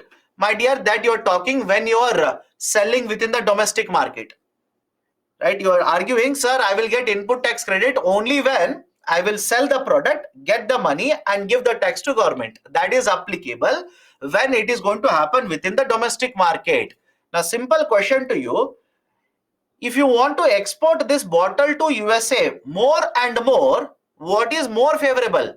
You will export with the taxes on it or without the taxes on it? You think of it. Let me know.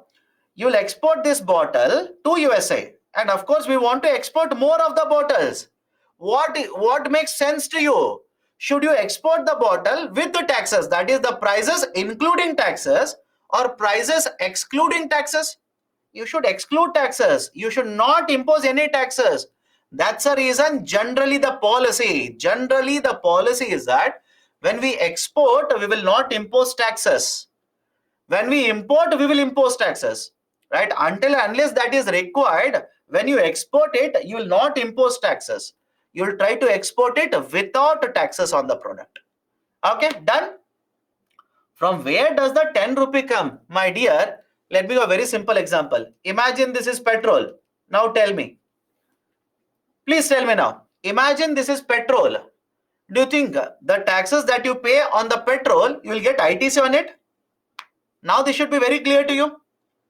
Let me know, right? Those are asking questions, etc., etc. Let me know. Imagine this is petrol.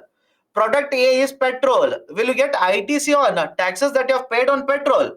Anybody in the classroom who says, sir, yes, I got ITC on petrol, please do let me know, my dear. Right? I will also file as you have filed to the same government as you have done. Because petrol, we do not have GST on it. What about electricity? Think of it. What about electricity? The charges, the taxes which are collected on electricity, government, that it has not covered it under GST. So there are so many products, right, or goods or services which are not covered under GST even today, which means you might be paying the taxes to the local government or the center or state, which you will not get ITC. I will call that as embedded taxes. That's it. Now, next point, next important point. Follow this very carefully. There is a term called as a scrip. there is a term called as scrip, duty credit scrip. Understand this concept? Slightly tricky, understand it. There's a term called as a duty credit scrip. Now the duty credit scrip was issued earlier under MEIS, SEIS, is issued under RODTP as well. I will repeat the statement. The duty credit scrip was issued earlier under MEIS, SEIS, and is issued under RODTP as well. Now you will ask me, sir, what is this duty credit scrip? Think of it. Example 1. Example 1, please have a look at it and tell me, in this case, how much subsidies are given to me by the government? Please look at the PPT now and tell me, how much subsidies are given by government to me if I'm exporting the bottle? $5. Okay, 5%, that is $5. And in this example, how much embedded taxes will have to be given back to me by the government? 10 rupee. This example. I'm talking about this example now. 10 rupee. So whether it is $5 or 10 rupee, please understand, cash is not given by the government. I will repeat the statement. Cash is not given by the government. Right? Whether it is under RODTP or MEIS, SEIS, cash will not be given by the government. What they would do is, they will issue a certificate. What they will do is, they will issue a certificate, and this certificate was called as a duty credit scrip. And what is basically the idea of a duty credit scrip? Let's say hypothetically, I have been issued, in this example, I have been issued a duty credit scrip of 10 rupee. Right? The certificate value is a 10 rupee. Now, tomorrow, if I import something, I will have to pay taxes to Government of India. All of you are okay with this? Tomorrow, if I import something, I'll have to pay taxes to Government of India. Now, let's say I will have to pay 10 rupees to Government of India. So, instead of paying cash from my pocket, I can simply use this duty credit receipt to pay taxes to government. Please do let me know. Anybody is finding this difficult? I'll repeat it again. Under SEIS, MEIS, as well as under RODTP, government will give certain money to you. They will give certain money, but not in the form of cash, in the form of duty credit scrip. And the use of the duty credit scrip was, when you import something, you'll have to pay taxes to government. So instead of paying taxes, you can directly use this duty credit scrip to pay taxes to government. This is basically the idea of a duty credit scrip. Now, if you're still confused, have you heard of Sodexo coupons? Let me know. Have you heard of Sodexo coupons? Very, very famous earlier, not so much today. Sodexo coupons. Right? Sodexo coupons were basically coupons. Coupons means certificates. Right? If you purchase something from the market, instead of paying cash, they used to pay in the form of Sodexo coupons. Now, is it relevant for UPSC? Absolutely no. Absolutely no. Don't worry. But it is also a similar concept. So, argument is simple. Government will issue duty credit scrip. You will use it when you have to pay certain taxes to government. Now, some of you will say, sir, you say, I can use a duty credit scrip, right, to pay taxes when I import the product. What if I'm not importing anything? What if I'm not importing anything? Very well. If you're not importing anything, you can transfer the duty credit scrip to somebody else. You can sell the duty credit scrip to, right, another importer. So they will take the duty credit scrip, they will pay the money to you, and when they will import it, they will use the duty credit scrip to pay the taxes. That's a basic idea. Now, point number 2 in regards to this. Point number 2. Earlier, I repeat, earlier, duty credit scrips were physically issued. Can I say this is physical duty credit scrip? Please do let me know. Can I say this is a physical? Physical means in physical form, the scrip has been issued. But now under RODTP, they're not issuing a physical duty credit scrip. They're simply issuing it in digital form. Digital form means what? You will have an account with the DGFT. There is an authority, please remember. There is an authority by the name of Directorate General. Directorate General for Foreign Trade. Very, very famous. Director General for Foreign Trade. DGFT. Right? There is an authority of for promoting foreign trade, DGFT. Okay, now any exporter or importer will have an account. They will have an account with the DGFT. Into this account, these digital scripts will be transferred. Right? That is basically the idea of a duty credit script. The credits can be issued and credits can be used to pay basic customs duty on imported goods or transferred to other importers. The government had set up earlier GK Pillai committee which has recommended the methodology as to how right the embedded taxes should be calculated, and they have given recommendations on it. The embedded taxes, that is basically those taxes which are not exempted, which are not getting refunded, will be refunded under the scheme. That is the beauty of RODTEP. And this scheme will cover those embedded taxes which are paid at the central level, state level, as well as union level, sorry, local level. Right, so this is basically idea of RODTEP. Any problem? And before I go forward, think of it.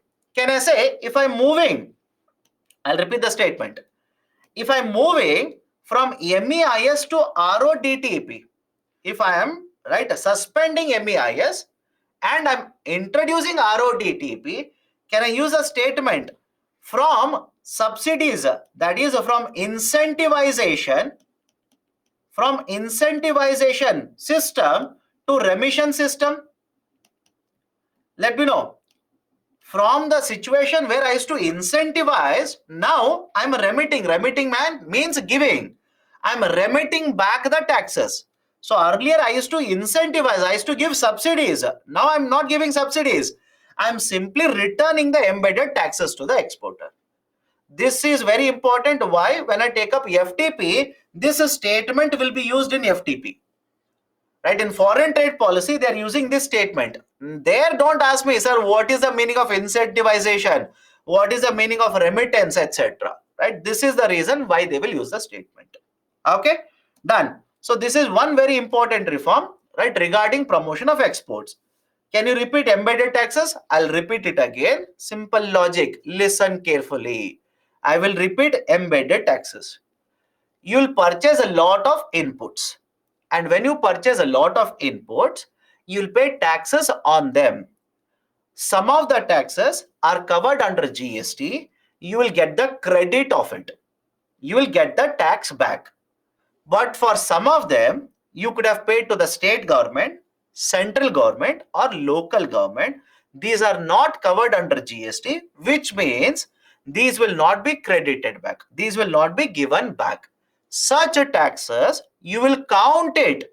You will include it when you decide the market price of the product. That is called as embedded tax.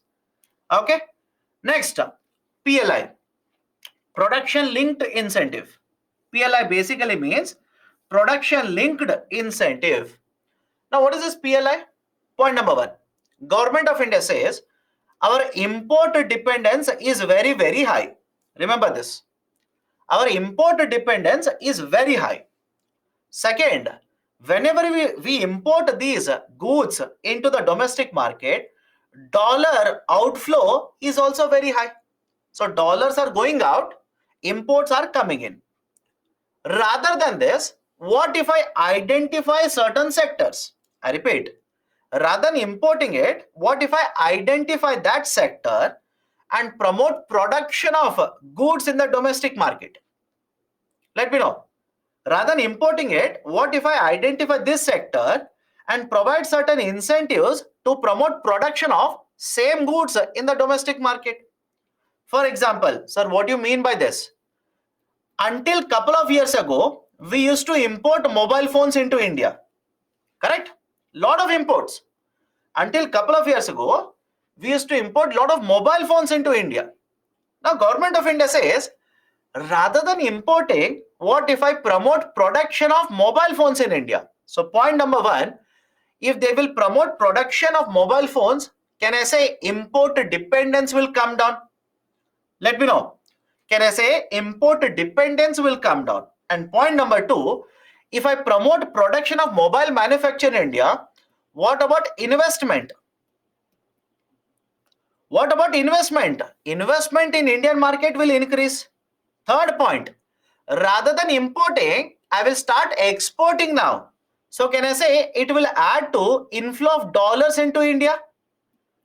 It will add to inflow of dollars. We'll start earning rather than spending on mobile phones as Indian economy. Right? We will export, we will bring dollars into India. What about employment generation?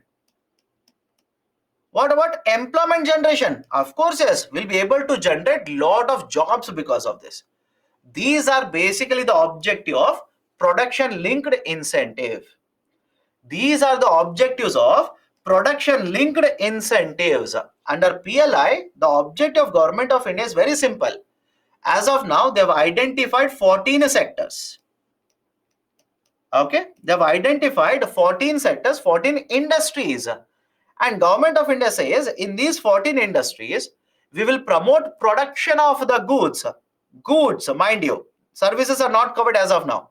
We will promote production of goods so that our import dependence will come down. Rather than importing this, we'll produce and start exporting. Investment in India will increase, right? We will be earning lot of dollars because of this, and we will also be able to generate lot of jobs because of this.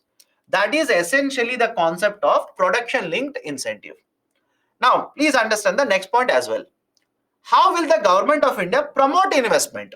Why should the private sector invest here? Government says, I will provide incentives. Very simple. I'll provide incentives. And please remember this, the amount of incentives that are going to be given by the government is not fixed, is not the same for all the 14 industries.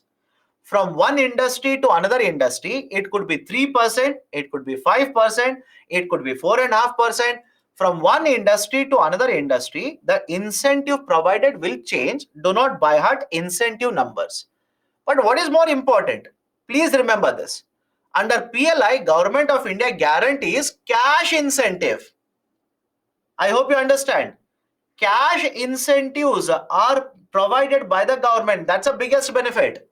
Not scripts. I hope you understand. Not a script. Incentives are not given in script.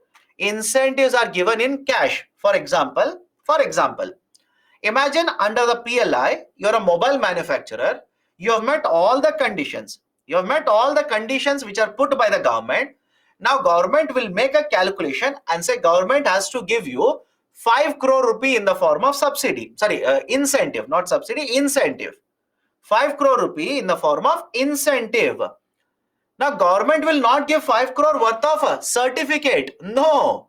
Government will give you 5 crore into your account. Government will simply transfer this 5 crore into your account. That is how cash subsidies are provided. Cash incentives are provided under PLI. But on what basis the incentives are calculated? On what basis the incentives are calculated? There are conditions. You will have to invest at least this much amount every year. I hope you understand. You will have to invest at least this much amount every year. That condition you will have to meet. In fact, I believe last week I've given an article on this only. Have you checked it? Last week I've given an article on this only, because under this, annual investment targets are set up. You will have to meet investment target. Second, you will have to have incremental sales. What do you mean by incremental sales? Compared to a specific year, compared to a base year, now you should have sold more worth of goods under PLI. I will repeat the statement. Listen carefully. Those who are typing, listen first. Right? You are not listening. I'm discussing that only. I am mentioning long form of PLI. Two students are typing. What is incremental sales? Right? So listen first. I'm mentioning the long form. Point number 1. I'm mentioning point number 1. You are reading and asking me, typing. What is incremental sale? Which means you are not listening. Listen first. What is incremental sales? Let's say you are a company who has been identified under PLI. You are covered under PLI. Let's say this year. right? Let's say 2023, hypothetical number. Let's say this year. And this year, your revenue, your sales amount was 100 crore rupee. Your revenue was 100 crore. Next year, if you sell more than 100 crore, you should sell more than 100 crore. I will give you incentives. And how I will calculate incentives? Imagine you will sell 120 crore rupee. I will not give incentives on the full 120 crore. I will find out what is incremental. Incremental means extra.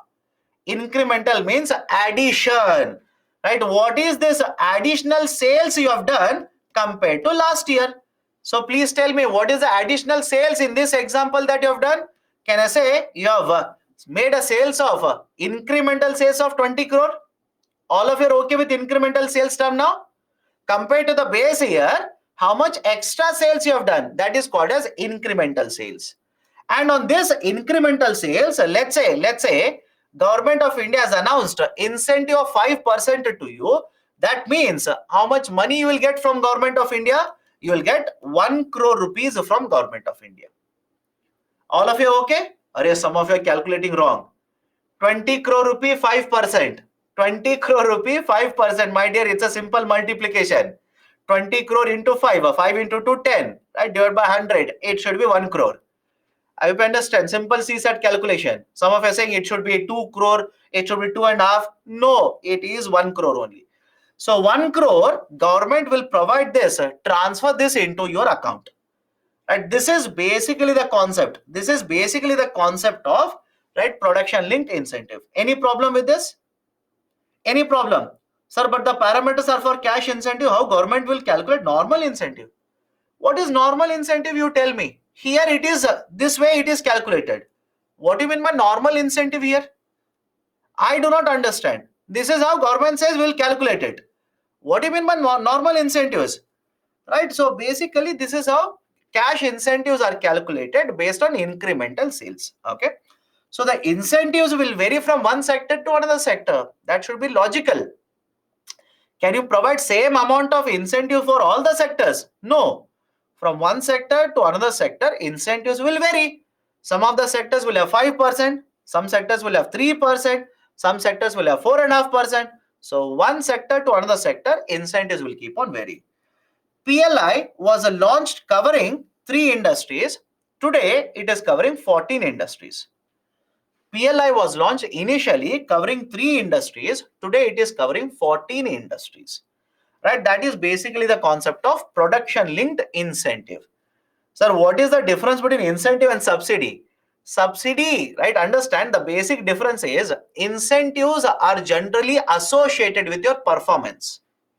Incentives are connected to your performance, whereas subsidies are not connected, may or may not be, right? May or may not be connected to your performance. For example, PM Kisan scheme. Please tell me, PM Kisan scheme, all of you heard of it? Pradhan Mantri Kisan Samman Nidhi. Have you heard of this or not? So under PM Kisan scheme, do you think government will give you 6,000 rupee based on the performance of the farmer? Under the scheme, 6,000 rupees given. Right? For every farmer, government gives 6,000 rupee. Do you think government will calculate, okay, farmer 1, this person worked all the 365 days last year, so give him more. Farmer number 2, very lazy farmer. He has worked only 6 months. Don't give right more money to him. No way. Right? So subsidies are generally independent, generally, because there are certain types of subsidies which are given based on performance also. I'll come to that. Right? So generally, subsidies are independent or may not be dependent on the performance, whereas incentives are dependent on performance only. For example, many of you might be working in a company. Correct? Many of you might be working in a company. Don't you think the incentives that are going to be given to you this year will depend on how much work you have done? I hope you understand. Incentives are connected there that way. Okay, now, right, this is basically the argument of PLI. On paper, it looks very nice. On paper, PLI looks very nice. But are there any concerns regarding this? Yes, there are concerns. Point number 1, right? Under PLI, we want, right, the goods to be produced in India. rather than producing, what if the good is assembled in India? Think of it. This is a concern now for government of India, a bigger concern. Under PLI, our argument is we will produce goods in India. Rather than producing, what if the good is assembled in India? That is happening. Can I give you a context here? Mobile manufacturing, mobile assembly by Chinese companies. Mobile manufacturing by Chinese companies. There is an allegation which has started now. These Chinese manufacturers, they are not producing mobile in India. What they are doing is they are simply importing the components from China and they are assembling the product in India. All of you understand the term assembly or not? Please do let me know. Right? All of you understand the term assembly? For example, sir, what do you mean by assembly? Right? I'll give a very simple example. Right? Let's say this is a product. So there are two parts to the product. All of you will agree? There are two parts to the product. Manufacturing means I will manufacture the bottle in India. Cap in India, and I'll manufacture the lower part. Then I will fit it together and sell it. This is manufacturing. Assembly means I will import the cap from China.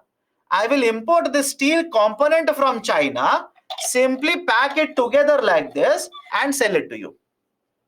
Do you understand the difference between manufacturing and assembly now? Anybody has difficulty? Right? So concern is Chinese manufacturers, they are importing components and they are assembling in India. And they are taking subsidies, they are taking incentives from government of India. So that was the objective of PLI. Was that the objective of PLI? Of course no. The objective of PLI was to promote manufacturing in India. So now one concern is many of the companies are not manufacturing, they are assembling in India. That is a concern. Point number 2, right? Many of the companies have complained now, they are not able to meet conditions. They are not able to meet the conditions. They are not able to meet the conditions, right, which have been imposed by the government of India to get incentives under PLI. For example, 1 year to next year, investment has to be done. Many companies are saying we are not able to meet these criterias. These are very strict, very difficult for us to meet.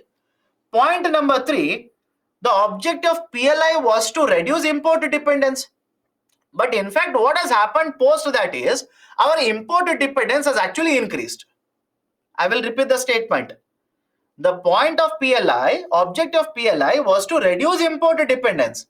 But after introducing PLI itself, our imports from China have increased. Right? So don't you think, right, rather than achieving import independence, now we are making more import dependence here. So these are some of the concerns which have been raised regarding the functioning of PLI. That is the reason, please do let me know, in current affairs, are you coming across articles where government of India is saying we are looking at restructuring of PLI? Let me know. Please do let me know. Are you coming across the articles where government of India is saying we are reviewing how the PLI is functioning and we want to rework the PLI. We want to restructure PLI. Right? That is actually happening now. That is in fact happening now. They are reviewing all these PLI, right, schemes, and they want to restructure, address wherever there is a lack or there is a problem. How it will be done, right? What will be done by the government? You will have to wait and see. That will happen over a period of time. Okay. Now, one more scheme associated with promotion of exports, interest equalization scheme. Interest equalization scheme. What is this interest equalization scheme? If you remember earlier, I said a manufacturer, that is an exporter, will take a loan. Exporter will take a loan from a bank. If the rate of interest on the loan is higher, it will have an impact on the competitiveness of the exports. Is it okay? We'll take a break after this. Listen, let me finish this. After this, we'll take a break. I'll repeat it. If you have listened to me carefully, I said earlier, exporter will take a loan, and if the rate of interest on the loan is higher, it will affect the export competitiveness of exporter. How do we address it? There is a scheme by Government of India, interest equalization scheme. Interest equalization scheme. And under interest equalization scheme, what government says is, I'll take a hypothetical number here. Imagine the bank will provide a loan at 7% rate of interest.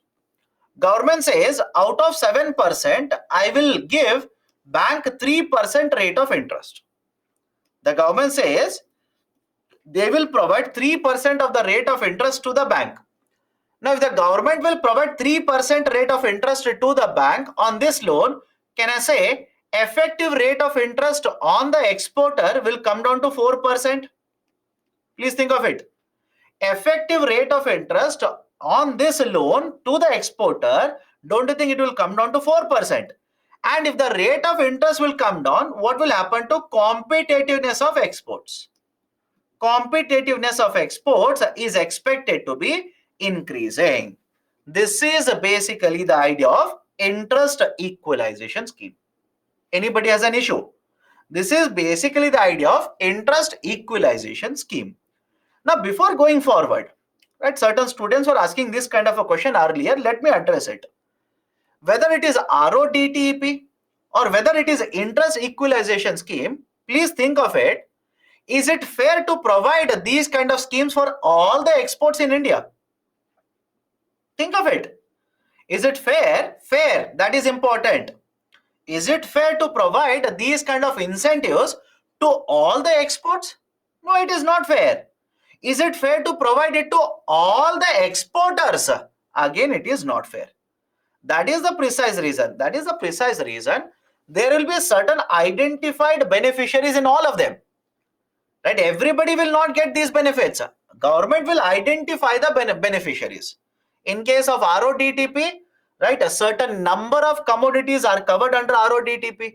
In case of right, interest equalization scheme, MSME sector, micro, small, medium enterprises. MSME stands for micro, small, medium enterprises.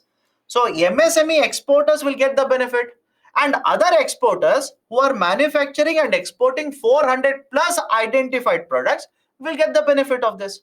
So it should make perfect economic sense to you, right? It's not fair to provide incentives for every exporter. Why should you provide? Right? If Tata is exporting, let's say Tata company is exporting, do you think Tata company requires assistance from the government? But on the other side, if a very small manufacturer is exporting, don't you think government should provide assistance there? That is the precise reason. Was introduced as a part of Foreign Trade Policy 2015. It was introduced as a part of Foreign Trade Policy 2015. Even today it is applicable. It has been extended by RBI till the end of financial year 24. It has been extended till the end of financial year 24.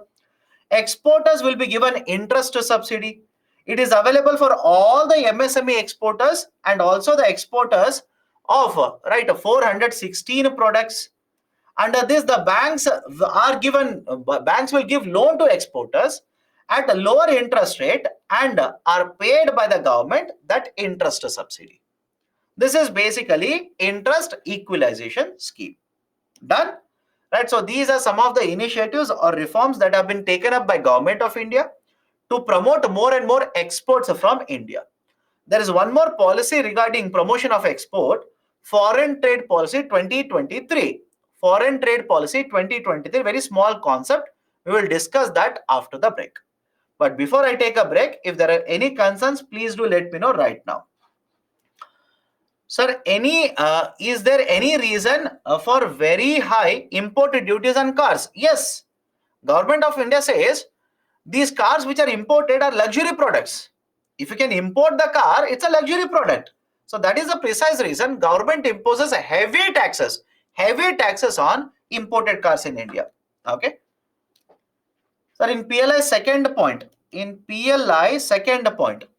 under the scheme, incentives are provided by the government provided you meet certain conditions. For example, from 1 year to next year, you will have to invest so much amount of money. from 1 year to next year, right, you will have to increase the sales above 100 crore rupee. If you meet only these conditions, then right, the incentives are provided to you. Okay. Can I say incentive also depending on profit of exporter? In what context? In what context? Right? If you're asking, sir, whether the government will provide incentives based on the profit of the company, no. On the profit of the company, government doesn't provide incentives.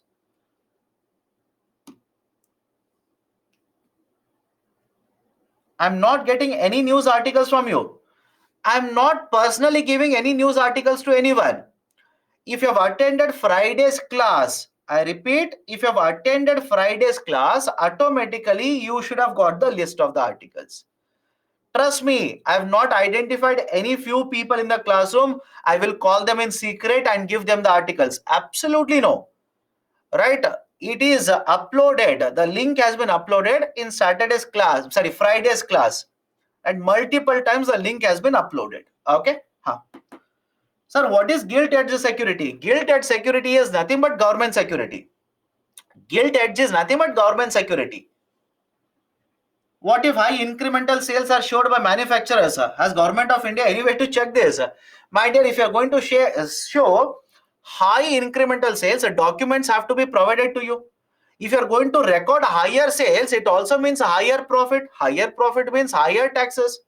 So I hope you understand that all the records are submitted to the government. Okay. Okay. Done. Can we? Okay. So let's take a break now. We'll restart the discussion at 8:16. We'll restart the discussion at 8:16. Please join back. And those who are asking, sir, article, right? Where is the link for the list of the articles? The link has been uploaded just right now. Please check in your comment section. The link has been uploaded just 10 seconds ago. Please download using the link. Okay, done. Take a break. We'll restart at 8:16.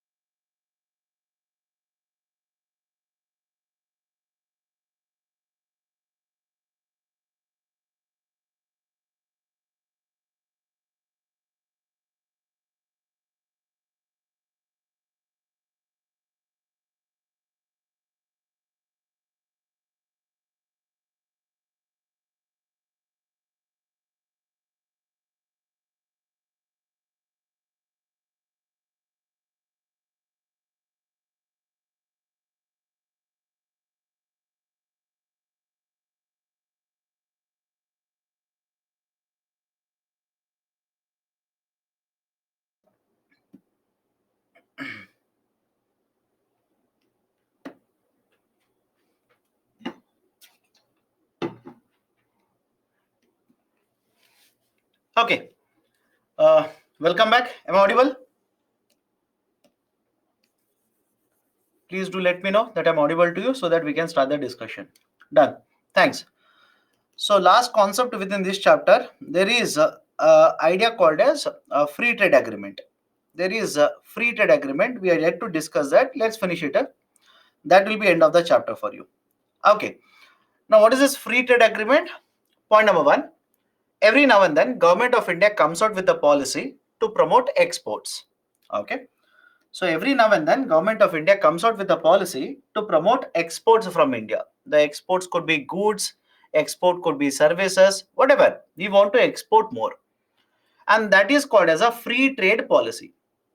Free trade policy. The previous free trade policy, I'll start using the short form now, FTP. The previous free trade policy, FTP, was supposed to be implemented from 2015 to 2020. 5 years. Generally, we have a trade policy of 5 years. That's a convention. It's not a rule. It's a convention. It's what we have been following. So we had a foreign trade policy of 5 years, 2015 to 2020. Now, please let me know. Please do let me know. This foreign trade policy, which was supposed to be closed, which was supposed to be finished in 2020, what do you think happened in 2020? What do you think happened in 2020? All of you know the answer to this? COVID, pandemic. And as a result of this, same foreign trade policy was extended from 2020 till 2021. Still COVID was there. Then it was further extended to 2022. Still there was a problem with the pandemic or after effects of pandemic. So Government of India finally this year has announced a new foreign trade policy. New foreign trade policy. Now, what are the important points regarding this? Point number one. Under the new foreign trade policy, we want to promote more and more exports from Indian market to international market. How much is the target now? We want to export $2 trillion worth by 2030. We want to export a $2 trillion by 2030. In fact, earlier, the previous foreign trade policy had a target of $900 billion. Now we want to make it $2 trillion by 2030. That's point number one. Second, the scheme is open-ended. I repeat, the scheme is open-ended. Open-ended means what? Please look at it. Can I say earlier scheme? The previous scheme had a time period of 5 years. Let me know. Please look at the slide and answer. The earlier scheme had a sunset provision, that is, had a time period of 5 years. Now this new scheme, new policy, government says no sunset. No sunset means no end date. This is the policy which will keep on implementing, but with making changes at appropriate times. There is no due date. There is no expiry date for this new foreign trade policy. It is open-ended, no sunset date. And over a period of time, whenever policies are over, the policies have lived their time period. Policies are no more useful. Policies are implemented for a certain time period. We'll keep the changing policies, that is the schemes under the foreign trade policy. Any problem with the point number two? There is no sunset clause. There is no sunset date. It will continue to be implemented, right? There is no withdrawal date for this. But the schemes under this, we can keep on chopping and changing the schemes. Point number three. Now we are going to shift under this from incentives to remission. Anybody has a problem? Let me know. From incentives, we are going to shift to remission now. Right? So we will have remission schemes. We will not have incentive schemes. We will also promote ease of doing business. We will also promote ease of doing business. Arre Baba. How incentives to remission? My dear, what did you listen to in the last 1 hour? If you ask me how, that shows to the extent you are attentive in the classroom. The kind of attention you are having in the classroom, that is the indicative of it. Did we not discuss why do we say incentives to remission under the new scheme? Did we not discuss this? In fact, I told you later in the classroom I will use it. Don't ask me. But anyways, sir, I will ask it. Because we are shifting from MEIS to RODTP, it is incentives to remission only. So we are going to promote incentivization now, right? Sorry, we are going to promote remission of the duties now, not incentives, because that might simply be violating certain provisions of WTO. We will also implement a lot of reforms to promote ease of doing business. We will also implement a lot of schemes to promote export initiatives. For example, let me add a point here. Can I say, right, one of the ways through which government of India is trying to promote more and more exports will be the scheme of PLI? Let me know. One of the ways through which government of India is trying to promote more and more exports from India is scheme of PLI. What about Make in India? Right? What about the initiative called as Make in India? I'm pretty sure you've heard of it. We have not discussed, I know that. What about Make in India? There also we want to produce more so that exports will increase. Right? What about a scheme such as interest equalization scheme? So we will implement further, going on further, we will also implement many more schemes using which we will promote more and more exports. In fact, I will add one more initiative here related to this point. Have you heard of one district to one product? I will not ask you, have you learned? I am asking you, have you heard of one district, one product? And you should have learned it also. Why? I'll tell you. Last month, did I take a webinar on economics? Let me see.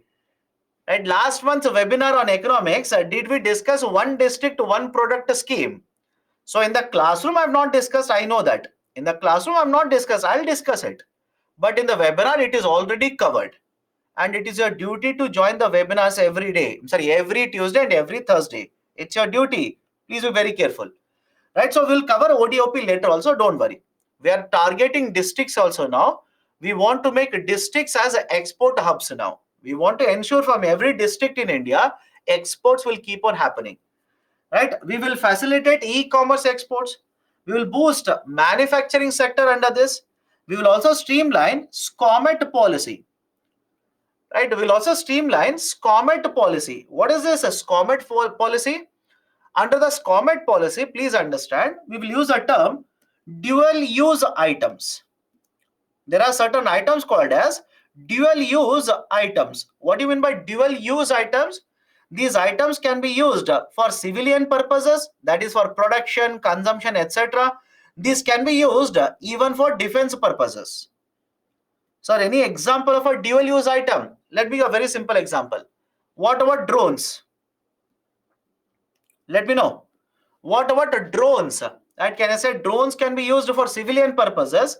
Drones can be used for defense purposes. What about nuclear material? Arey Baba, nobody is answering. What about nuclear material? Can I say nuclear material can be used for civilian purposes as well as defense purposes? So these are generally called as dual use items. Dual use items. Under the SCOMET policy, if you are basically trading, right, if you're trading, importing, exporting these kind of dual use items, you will have to get a license from DGFT. I will repeat the statement. Under the concept of SCOMET, right, you will have to take a license first to deal with these dual use items. Under SCOMET, we have divided all these dual use items. There are categorizations.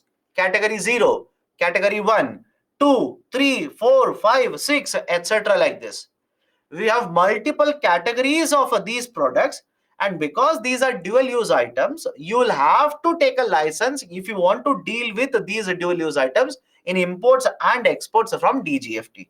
So Government of India says under foreign trade policy, we will also streamline the SCOMET policy. Under the FTP, we are going to effectively implement the SCOMET policy by streamlining the SCOMET policy. Okay, right. So these are certain very important points regarding foreign trade policy 2023. Very important. Please do keep on reading about this. Don't ask me what has been the performance as of now, because we have started implementing very recently.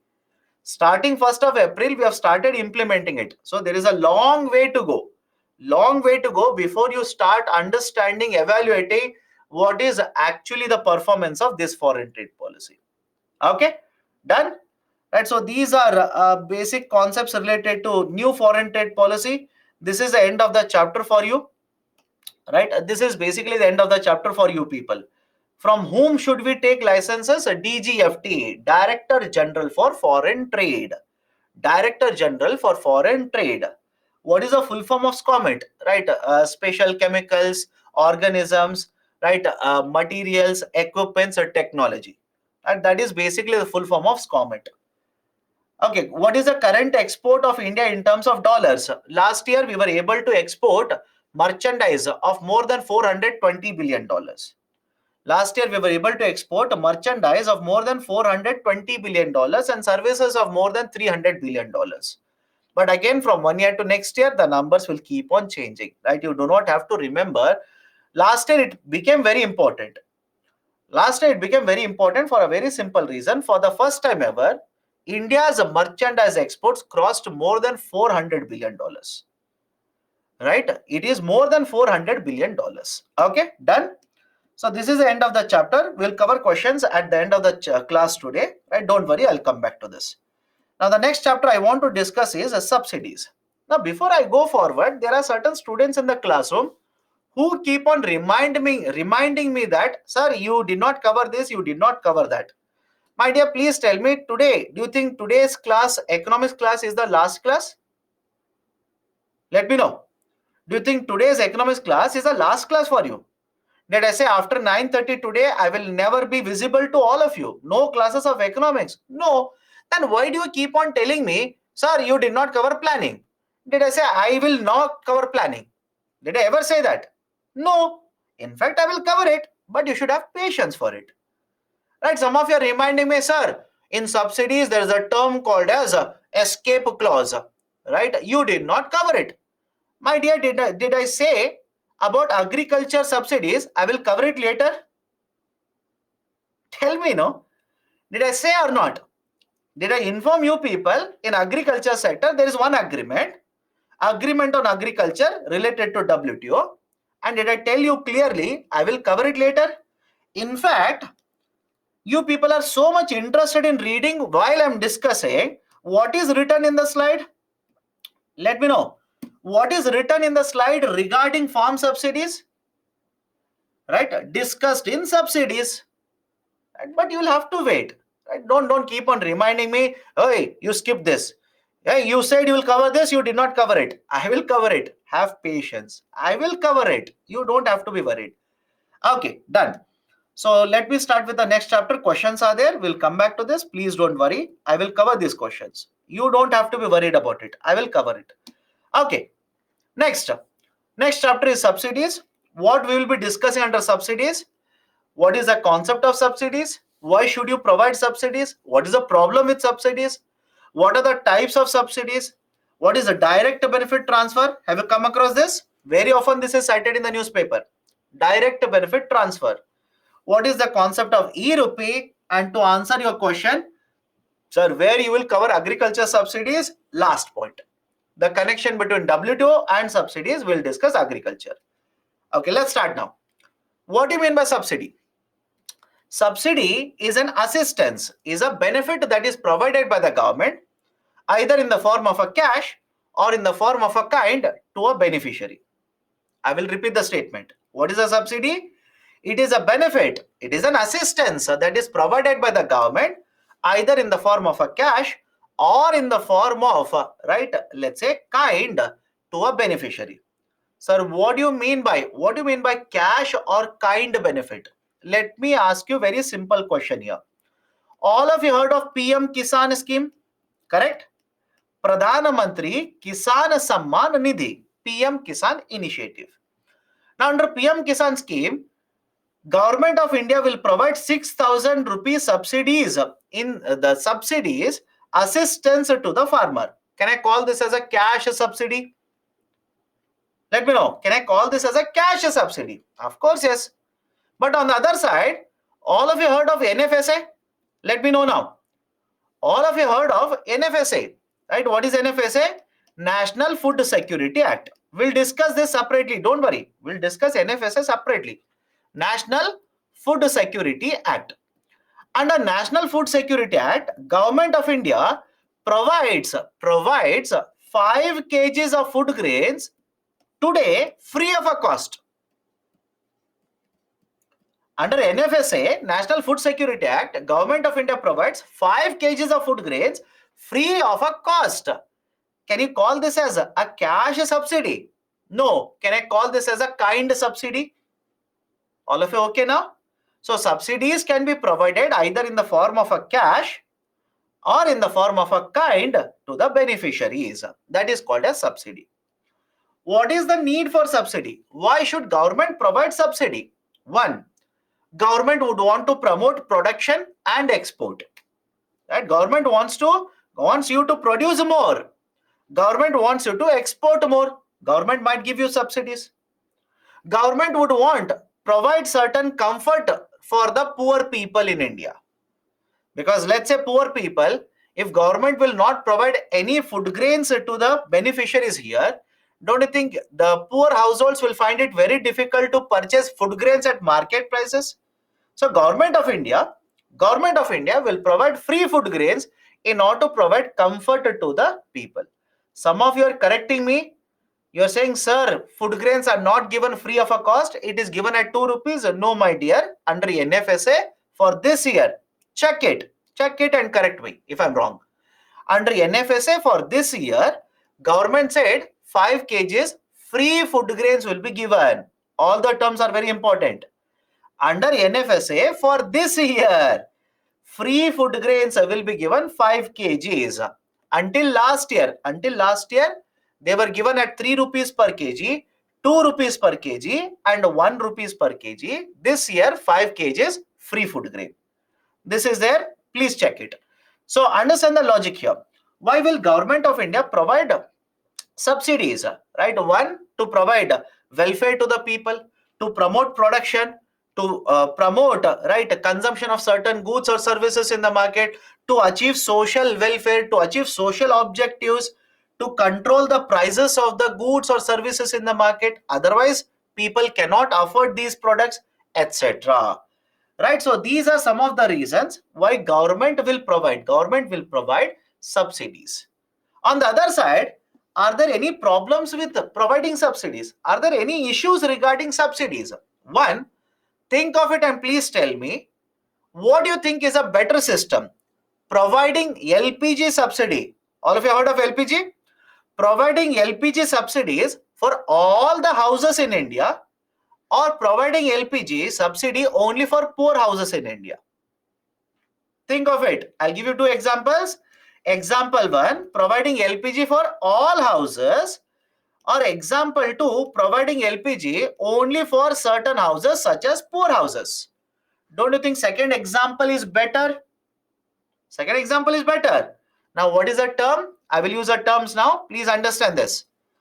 The first example, where everybody will get the subsidy, this is called as universal subsidy. Any problem? The first example, where everybody will get the subsidy, every house will get the subsidy, right? Every beneficiary will get the subsidy. It is called as universal subsidy. Second one, it is called as a targeted subsidy. Second one is called as targeted subsidy. Can I give you one more example for this? Can I say National Food Security Act? It is a targeted subsidy. Think of it. Right? NFSA, National Food Security Act, is it not targeted subsidy? That is, under NFSA, all of us will not get free food grains. I hope you understand. All of us will not get free food grains. Only 80 plus crore people, around 81 crore people in India will get the free food grains. So we are not giving it to everyone. We are targeting certain people. So targeting is always better rather than universal. Most of the subsidies in India are universal in nature. Lot of subsidies are universal in nature. And when you have universal subsidies, please look at it and tell me, don't you think, one, we are providing subsidies to the people who do not require it? All of you are okay? I'll repeat it. When you have universal subsidies, am I giving subsidies even to certain people who do not require it? Right? Yes, we are ending up giving it. Second, if you provide so much amount of subsidies, what will happen to your expenditure? What will happen to government expenditure? Government expenditure will be very, very huge, right? So the argument is simple. We need to target subsidies. We need to target these subsidies. We should not provide subsidies for everybody in India. We should target the beneficiaries. That is the point number one. Second one, it will not allow for optimal utilization of resources. What do you mean by this? Let me give a very simple example. In lot of states in India, state government will announce free electricity for agriculture sector. Correct? In lot of the states, right? The government will announce, state government will announce free electricity for agriculture sector. Now, please tell me, if the farmers are given free electricity, do you think they will use electricity efficiently to draw the water from underground? Don't you think, right? The farmers will not be concerned about it. Earlier, the concern was the bill will be very high, electricity bill will be very high. So they used to use it very efficiently, very economically. Now, free of a cost, they'll keep on drawing the water in excess. They will use the pump, they'll keep on drawing the water. Now, please tell me, as a result of this, what do you think will happen to underground water levels? Don't you think underground water levels will start falling down? Of course, yes. Right? So, can I say, doesn't allow for optimal utilization of resources? Of course, yes. Creates a lot of inefficiencies in the market. Creates a lot of inefficiencies. Right, sir, what do you mean by inefficiencies? We'll discuss a concept called as MSP. Right, we'll discuss a concept called as MSP in some time. Whenever government announces MSP, production of a crop increases in India. I'll repeat the statement. What is MSP? I will write it. Please listen to me carefully now.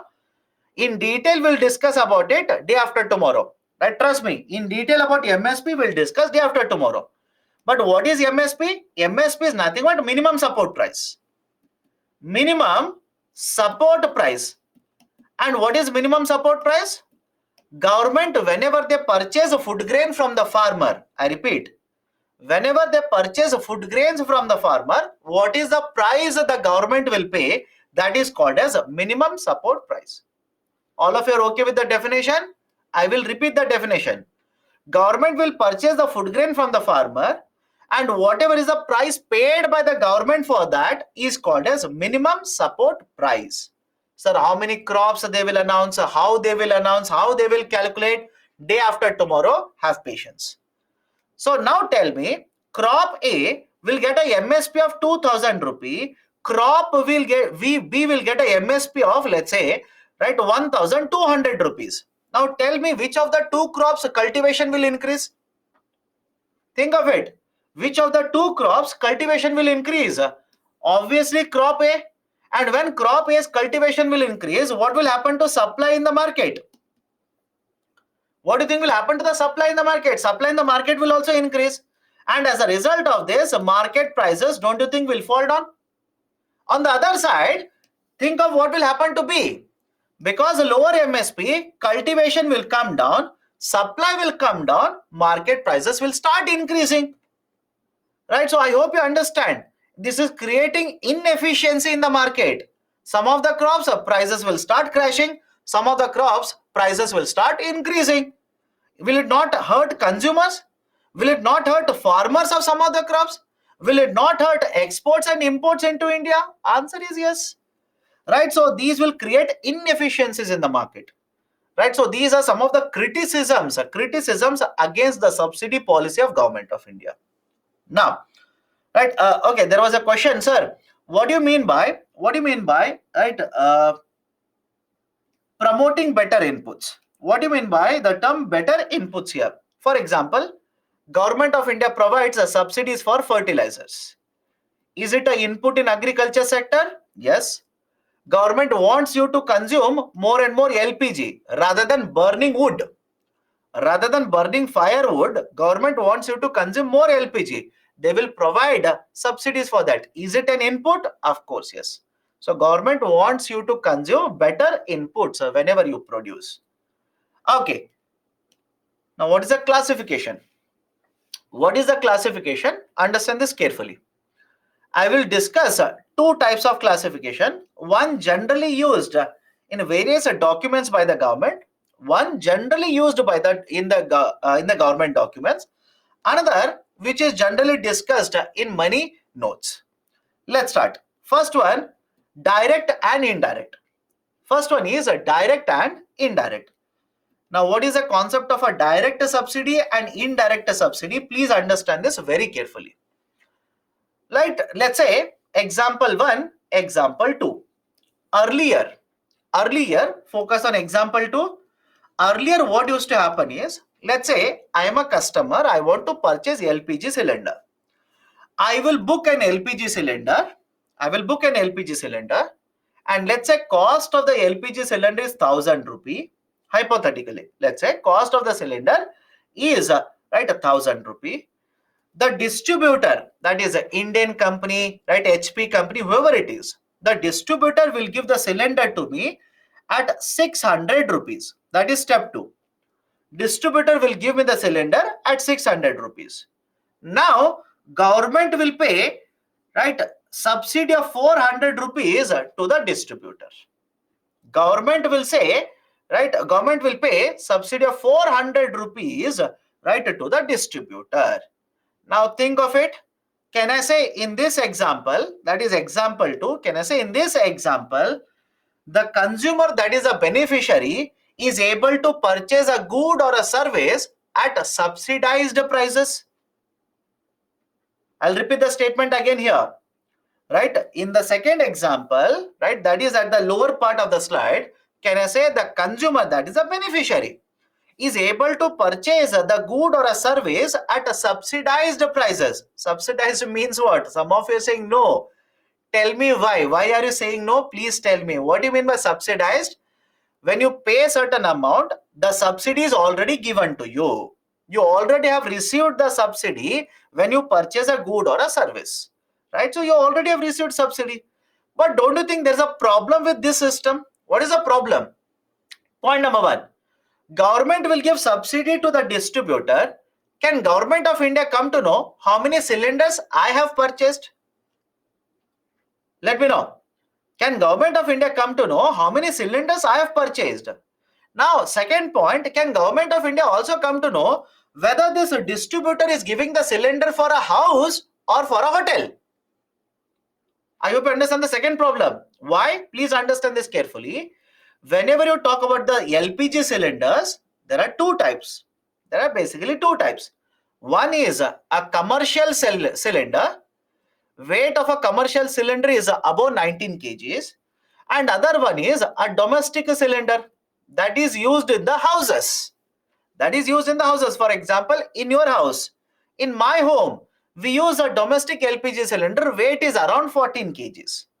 Government will provide subsidies in case of domestic cylinder, but no subsidies in case of commercial cylinders.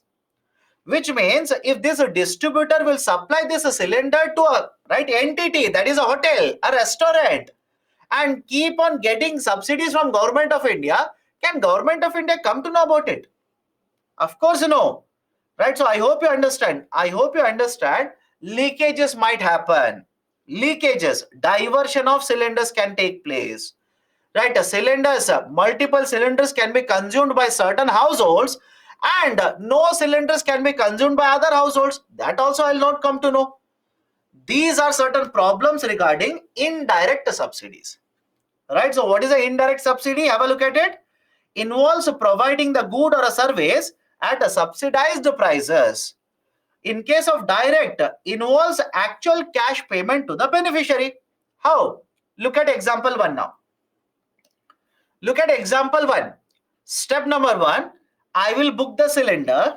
Step number 2, cylinder will be sold to me at 1000 rupees. Cylinder will be sold to me at 1000 rupees. Step number 3, government will transfer this 400 rupees subsidy into my bank account. Now tell me, between example 2 and example 1, don't you think example 1, we are targeting the beneficiaries? Correct? Example 1, we are targeting the beneficiaries. Second, right? We will come to know, that is government will come to know how many cylinders I am purchasing. And government says, in a year, I will provide you maximum 12 cylinders subsidy. Simple. In a year, maximum 12 cylinders, I will give you subsidy. In fact, the argument is 12 is also very high. In fact, experts say that criticism is this: 12 is very high in India.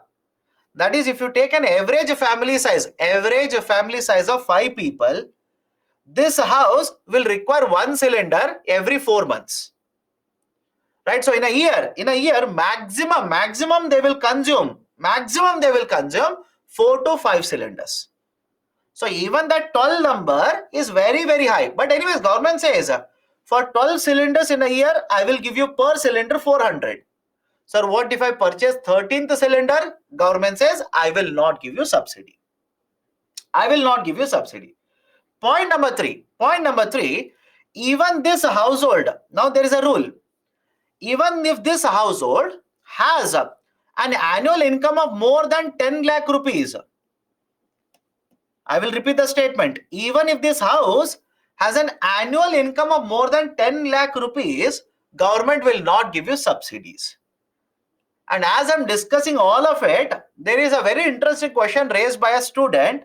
Sir, is this subsidy universal subsidy or a targeted subsidy? You tell me. You tell me, right? Don't you think that is pretty much clear based on the discussion?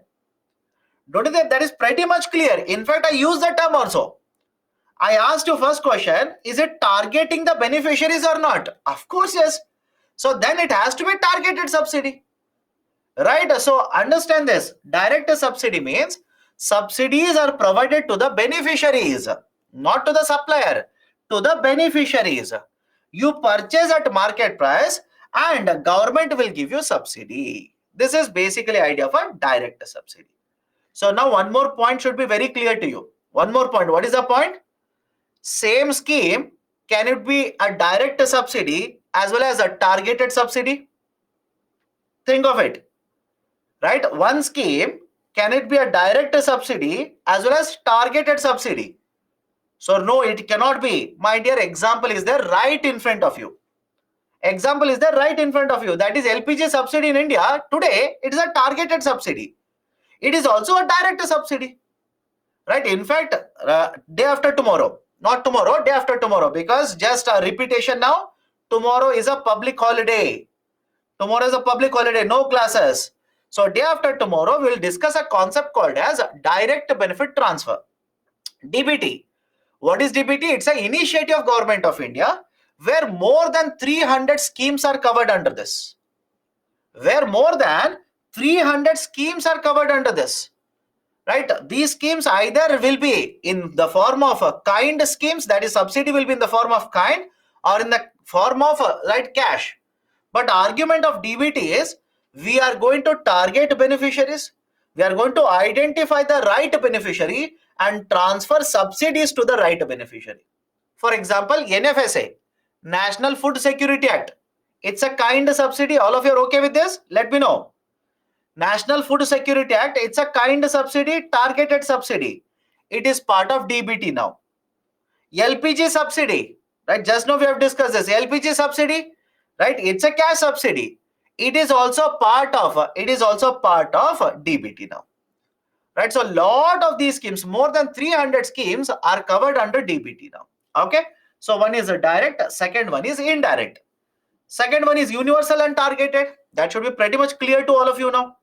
Universal means the subsidies is available to everyone. Everyone. Whereas targeted means the beneficiaries will have to be identified. Only those beneficiaries will get the subsidy. Right? Universal and targeted. Sir, any example of universal subsidy? Please tell me fertilizer subsidy. I can go to the market, purchase fertilizer. You can go to the market, purchase fertilizer. The farmer can go to the market, purchase fertilizer. All of us will get subsidy.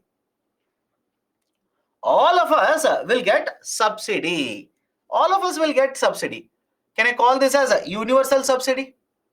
But don't you think, please think of this. In the context of fertilizer I'm talking, Think of this.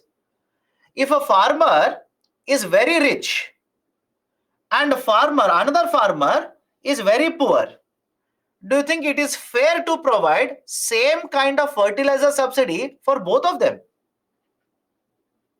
All of you will agree? This has been the argument by many experts. Many experts say rich farmers anyways they can afford. If you can't sell them at market price, at least reduce the subsidy. How can you provide same amount of subsidy for poor farmer when they purchase a fertilizer and a rich farmer when they are also purchasing same fertilizer? You should not be doing that. Anyways, targeted subsidy. Best example is NFSA, National Food Security Act, and LPG subsidy. Third one, conditional and unconditional. Listen very carefully. Conditional, unconditional. Conditional subsidies are those subsidies which will be provided to you when you will meet a certain performance or you will behave in a certain way. Right? Based on your performance, based on your behavior, subsidies will be provided to you. Can I give you a prime example? All of you heard of FAME initiative? Let me know. All of you have heard of FAME initiative? In fact, I've given you articles also on FAME initiative. I've asked you to read about FAME initiative. Under the FAME initiative, don't you think there is a condition of 50% domestic content requirement? Let me know. Right, under FAME initiative, we have discussed this also earlier. Right, under this FAME subsidy, if you want to get subsidy from the government, you will have to ensure that at least 50% of the value addition has to happen in India. So now tell me, there is an electric vehicle manufacturer A, electric vehicle manufacturer B. If company A meets the condition, company A will get subsidy. If company B will not meet the condition, company B will not get the subsidy. So can I say, in this case, subsidy is given based on the performance or the behavior of the beneficiary. Is the logic okay? In this case, can I say, the performance or the behavior on that, we will provide subsidies. These are called as conditional. These are called as conditional. On the other side, unconditional. Best example, PM Kisan scheme. Anybody in the classroom who says, sir, I've seen the PM Kisan scheme, 6,000 rupees connected to performance or the behavior of the farmer. Anybody in the classroom? Absolutely no. Right? Government simply says 6,000 rupees is income support, you take it. You use it for whatever purpose you want, you use it. Right? That is basically unconditional. Next one, implicit and explicit. Slightly tricky. Follow this carefully. Slightly tricky. Implicit and explicit. In case of implicit, the government will control the supply and also control the prices. In case of explicit, this is for implicit, this is for explicit. In case of explicit, government will clearly state for whom the subsidies are supplied or given. Let me start. PM Kisan scheme. Simple example. PM Kisan scheme. Tell me, is government very clear to whom the subsidies are given? Let me know. Is the government very clear for whom subsidies are going to be given? Of course, yes. Some of us saying no. My dear, can you get PM Kisan scheme? Can you get subsidy under PM Kisan scheme? Can I get? Right. Look at the name. So very difficult to remember this scheme. My dear, the name itself is PM Kisan. What more you want? And what more you want? And don't you think the target is there in the name itself? That is, they are going to provide only to farmers. I cannot get PM Kisan incentive. I cannot get that. Sorry, in subsidy. I cannot get 6,000 rupee. I am not a farmer. Right? Can IAS officer get 6,000 rupees subsidy? No. Only farmers are supposed to get 6,000 rupee. Right? That is, can I say explicit subsidy? Can I say explicit subsidy? But on the other side, let me introduce one more concept to you. The idea of cross subsidization and railways. Right? In railways, let me know. I'm pretty sure all of you know this. In railways, don't you think if you purchase a general class ticket, the ticket prices are very low? Correct or not? Let me know. If you purchase a general class ticket prices are very low. In fact, please understand this logic. In fact, government says, if the actual ticket price is, let's say, 6 rupees, if the actual cost is 6 rupee, for general class, I will not charge 6 rupee. I will charge 4 rupee. If the actual cost is 6 rupee, I will not charge you 6. If you purchase a general class, I will charge you 4 rupee. Now, please tell me, is this a subsidy of 2 rupees or not? Let me know. Is this a subsidy of 2 rupee? In this example, can I say government is giving you a subsidy of 2 rupee? But now tell me, general class ticket, is it available only for the poor people? Let me know. Is it available only for the poor people? Is it available only for the middle class people? No. Can I say it is applicable to everyone? It is applicable to everyone. Anybody can purchase a general class ticket. So now think of it. Can I say government, by controlling the supply, government by deciding the prices, is providing certain subsidies for anyone in the market, right? But this is called as implicit subsidy. This is called as implicit subsidy. Implicit, government controls the supply, government decides the prices, hence this is called as implicit subsidy. Anybody has a problem with this? Let me know. Anybody has a problem with this? Government is not saying I will give you 2 rupee subsidy. No way. Government simply says, right, purchase a general class ticket at 4 rupee, which means government has already given to you a subsidy of 2 rupee. Right? So these are called as implicit subsidies. Right? So railways is the best example of implicit subsidies. Railways is a best example of implicit subsidy. Okay. Now let me go forward. Sir, can we consider this as a universal subsidy? Yes. Right. It is available to everyone. But please understand, universal subsidies, you can get it in a different way altogether. There are different ways through which universal subsidies can be provided. Right? Let's say, just think of this. Just think of it. Government of India for all the houses will provide subsidy of 400 rupee in the form of cash. Think of it. Please think of it. Government of India for all the houses in India, hypothetically, let's say for all the houses in India, will provide you a subsidy of 400 rupee for LPG cylinders. Subsidy of 400 rupee cash, right, in the form of LPG cylinders. Can I call this as can I call this as universal subsidy? Let me know. Can I call this as implicit subsidy? Yes. Can I call this a universal subsidy? Yes. But is it an implicit subsidy? Think of it. Is it an implicit subsidy? No. Government of India says everybody is covered. Every household is covered. Take 400 rupee cash. That will become explicit subsidy. So I hope you understand. Again, don't get into the technicalities of all of this. Trust me, the terms are used by the government of India. Right? In books, you will not get it. I know. The books, you will not get it. Many of you are saying, sir, the chapter is not there in the book. Many of the books have not given a chapter on subsidies. But these terminologies are used by the government. That's the reason I'm discussing all of it. Okay? Done. So let me go forward. The idea of a cross subsidization. There is one more concept, idea of cross subsidization. Now, what do you mean by cross subsidization? Cross subsidization means you are supplying a good or a service to different consumers at different prices. I'll repeat the statement. You are supplying the goods or services to different consumers at different prices. Sir, what do you mean by that?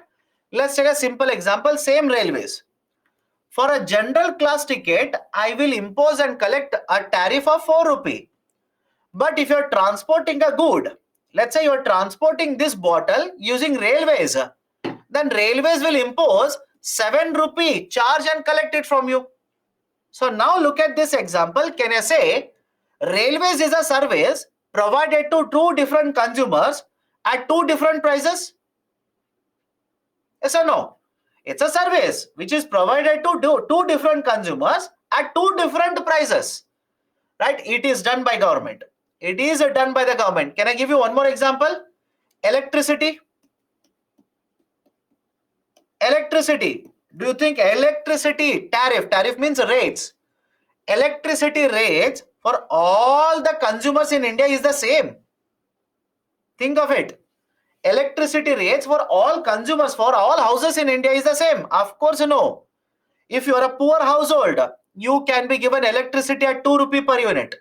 You can be given electricity at 0 rupee per unit. If you are a commercial enterprise, they will charge you 10 rupee per unit.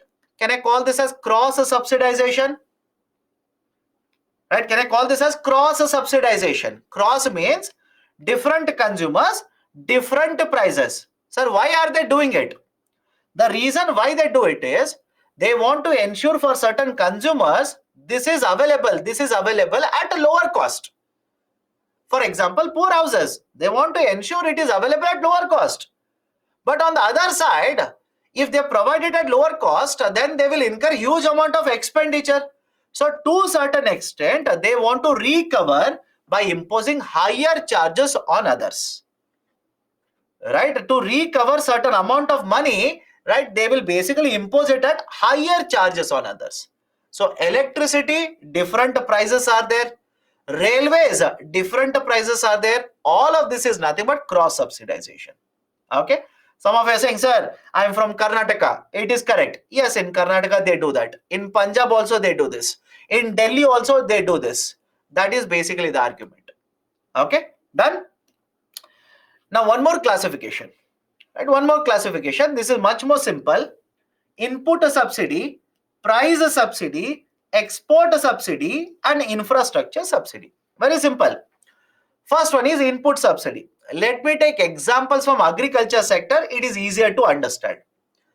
What are the inputs in the agriculture sector? All of you are okay with this? Irrigation is an input.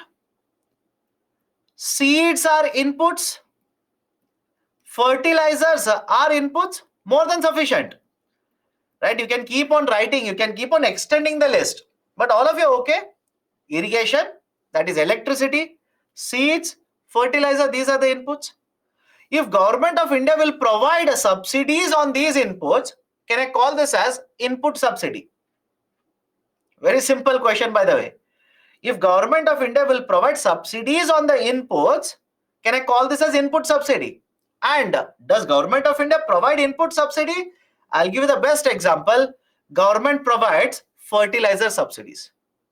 Government of India provides a fertilizer subsidies. We'll discuss in just in a short time. Have patience. Government of India provides lot of fertilizer subsidies. What is price subsidy? Imagine government will purchase this bottle, purchase the bottle, transport the bottle, sell it to you.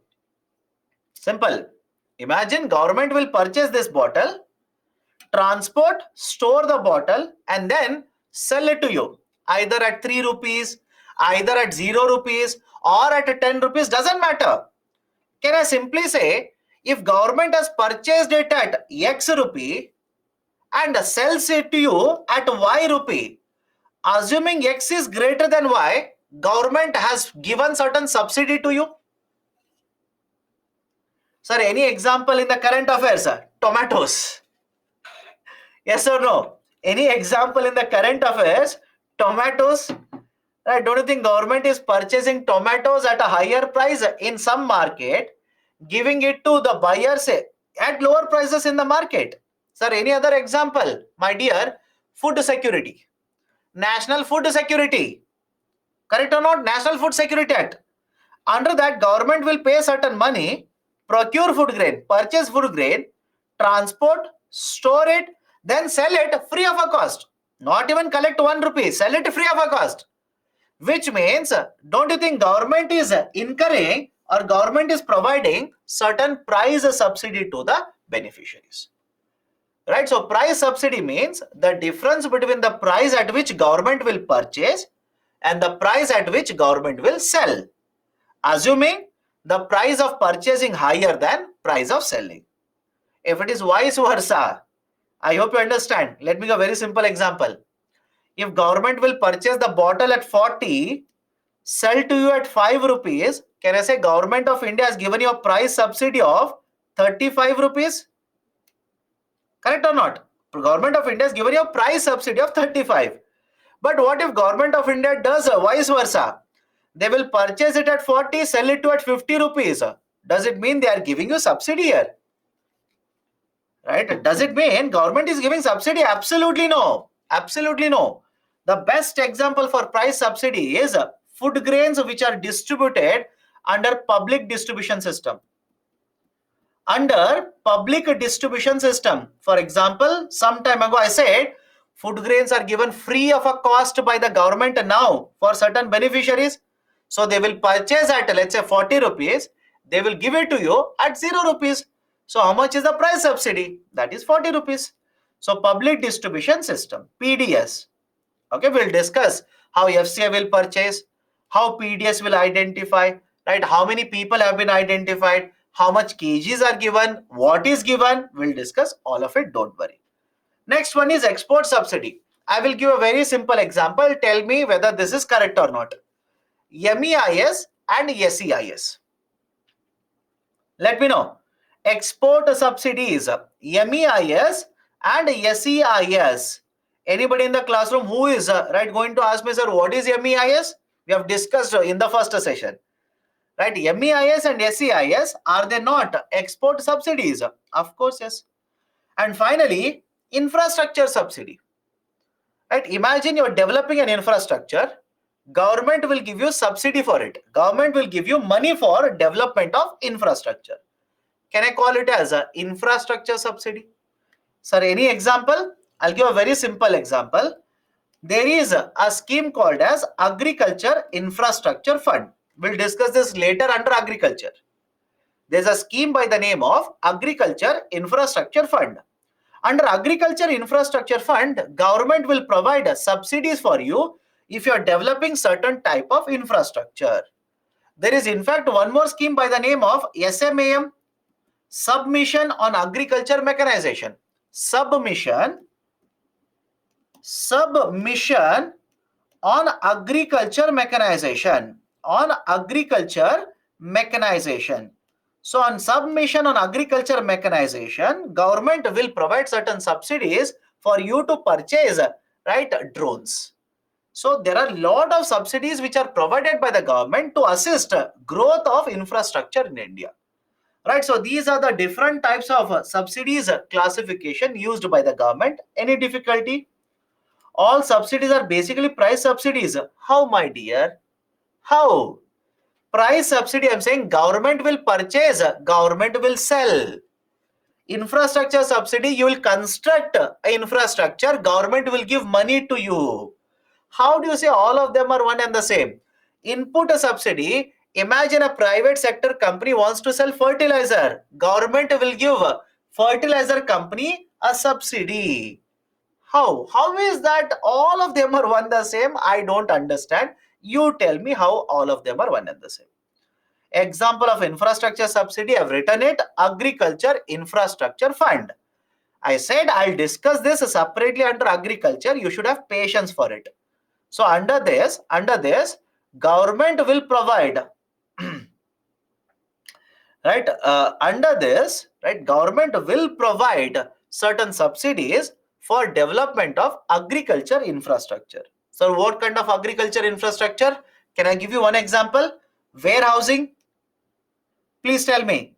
Warehousing. Right? Don't you think warehousing is agriculture infrastructure or not? Right? So government will provide certain subsidies for growth and development of agriculture infrastructure. We'll discuss that later. Please don't worry. Okay? Right? So these are the classifications. These are the classifications. Okay. Now come to the next point here. Fertilizer subsidies. Very important. Lot of times, this is there in the newspaper. Fertilizer subsidy. Now, what do you mean by fertilizer subsidy? Right? How fertilizer subsidy is provided? Point number one, fertilizers are nothing but nutrients. Correct? Please do let me know. What do you mean by fertilizer? Fertilizer is nothing but nutrients. Right? Why nutrients are required? Right? Let me take you back to a childhood or even today. Right? Have you consumed Complan? Have you consumed Borvita? Some of you might simply say, sir, right now, even today, my mother is very much concerned about my height and weight. They will give me Complan.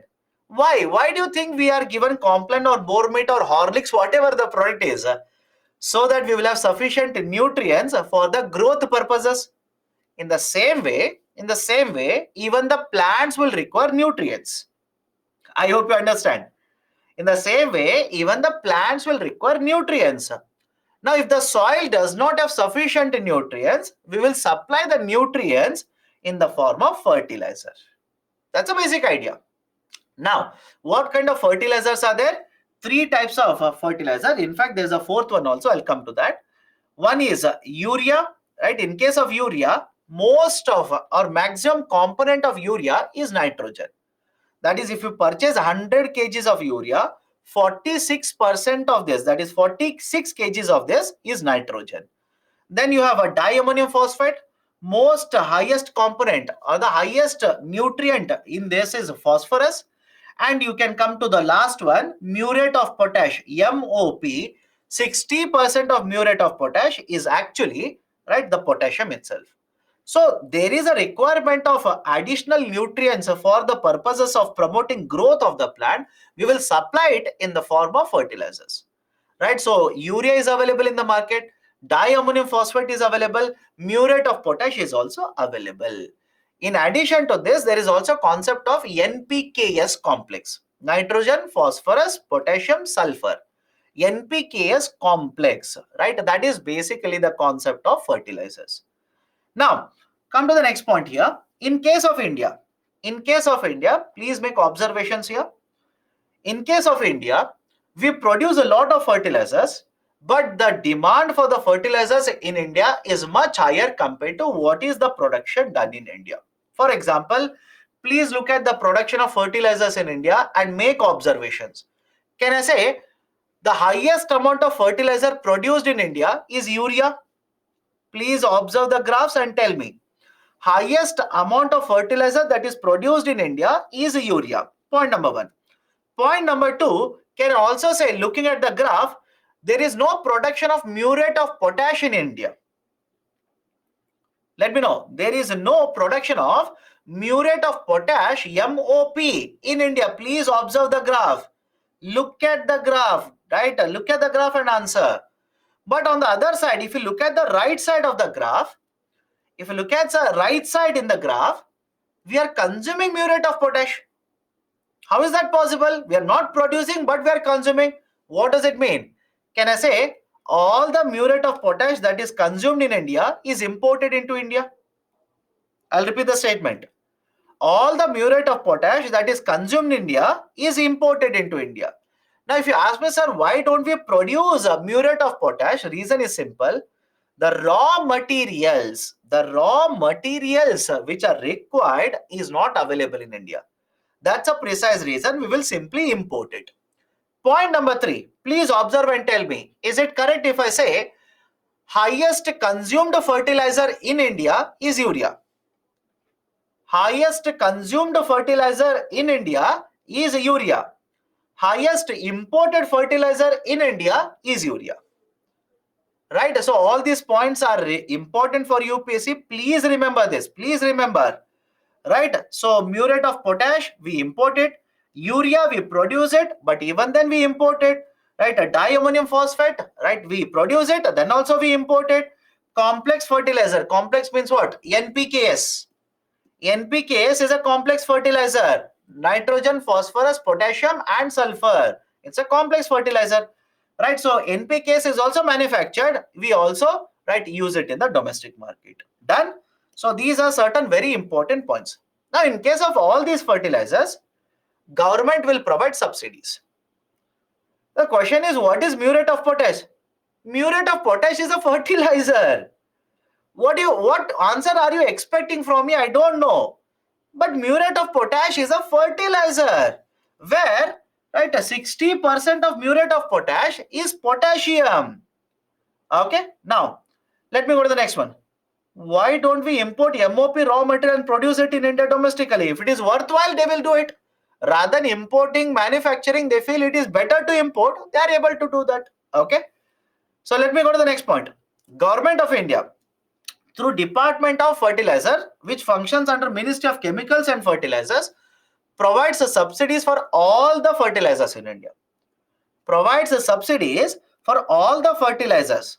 How the subsidy is given? Please look at it. Please look at it. In case of urea, we provide subsidies based on the cost of production. I'll come back to this, just have patience. In case of urea, we provide subsidies based on the cost of production. In case of a diammonium phosphate and a muriate of potash, we follow a system from 2010 which is called as nutrient based subsidy. We follow a system which is called as a nutrient based subsidy, NBS, nutrient based subsidy. Now, what is the calculation? How do we provide in urea the subsidy? How do we provide subsidy in case of MOP and DAP? Let's try and understand it. Let's start. Let's start. Imagine I'm producing a bag of urea. Okay, imagine I'm a private sector company. I'm producing a bag of urea and I want to sell it in the market, including profit. I want to sell it in the market, let's say at 900 rupees. Again, all these are hypothetical calculations because in reality, the actual market price per bag of urea today, it is more than 2000 rupees. Actual market price. But in the market, we are not going to sell it at 2000. Why? I'll tell you. So imagine I want to sell it in the market at right 900 rupees, including profit. But Government of India says, don't sell it at 900 rupees. Please sell it at 300 rupees.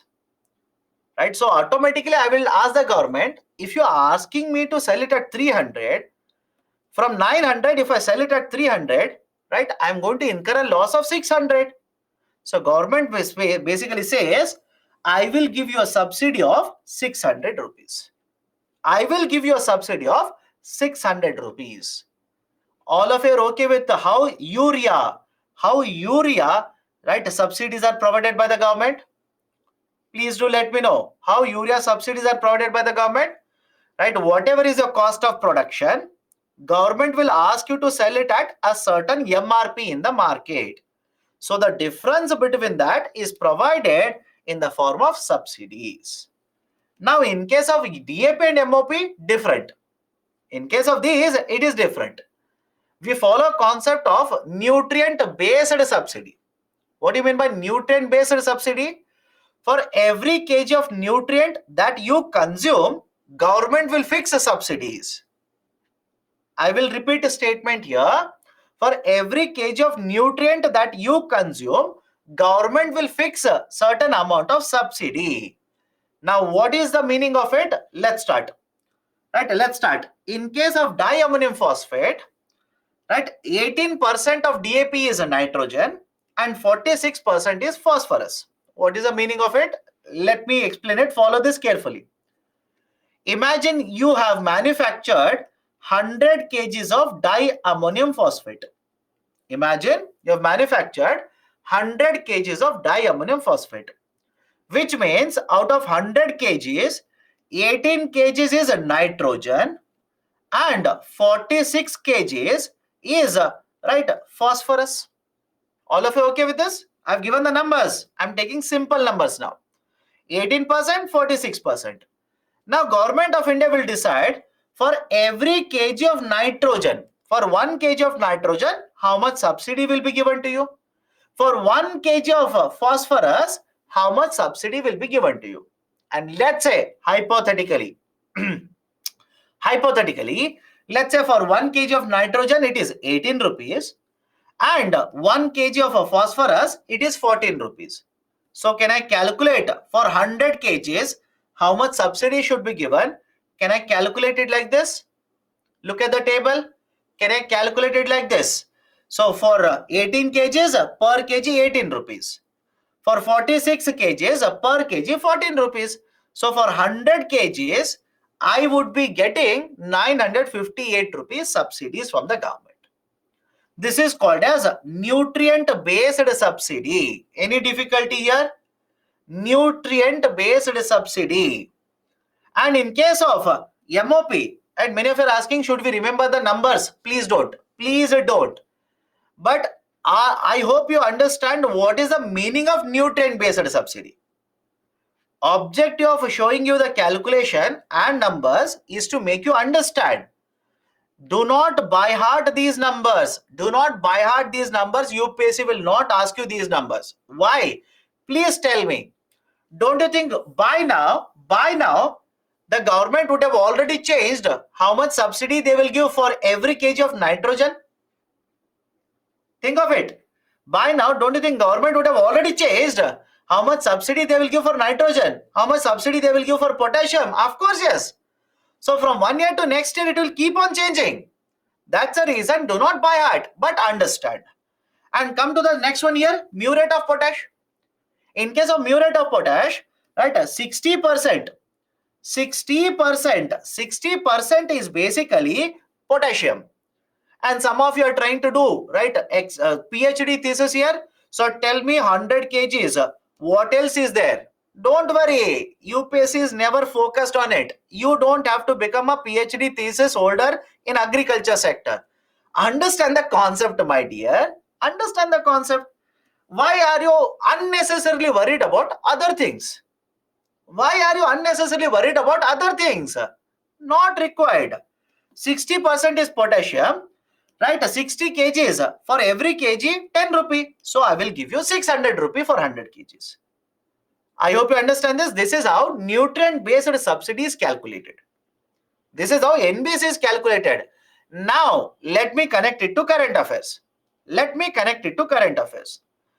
Because of Russia-Ukraine war, what do you think has happened to the prices of nutrients in the international market?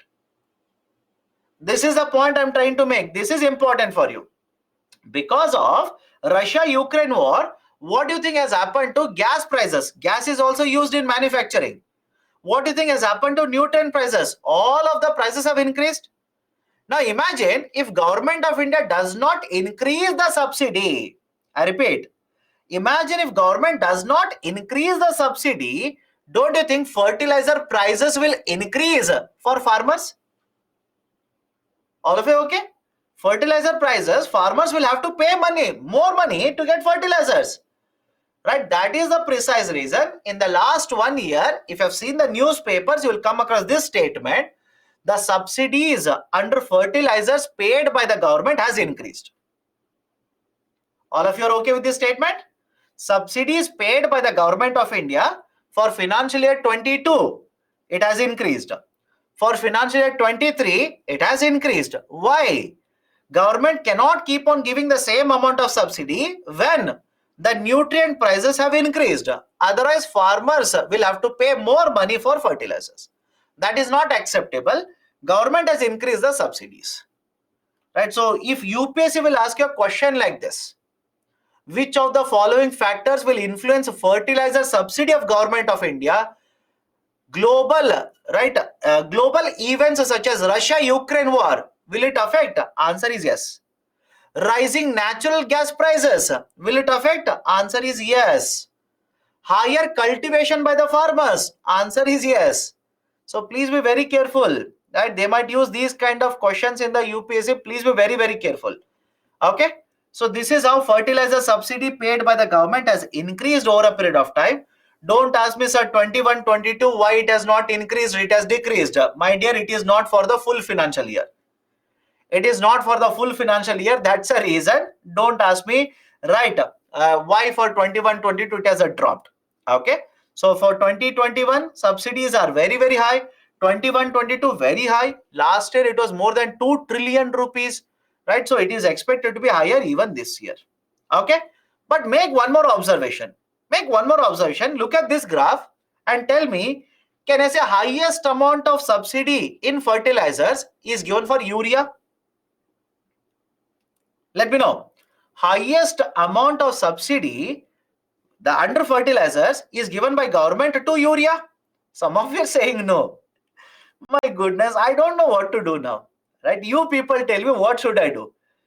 You are supposed to make observation and answer. No calculation, nothing. Supposed to make observations and answer. Even there you are making a mistake. Right? So my concern is only this thing then. Please focus on your reading also. Please focus on how you read also. Right? UPSC might be asking something else. You will write something else.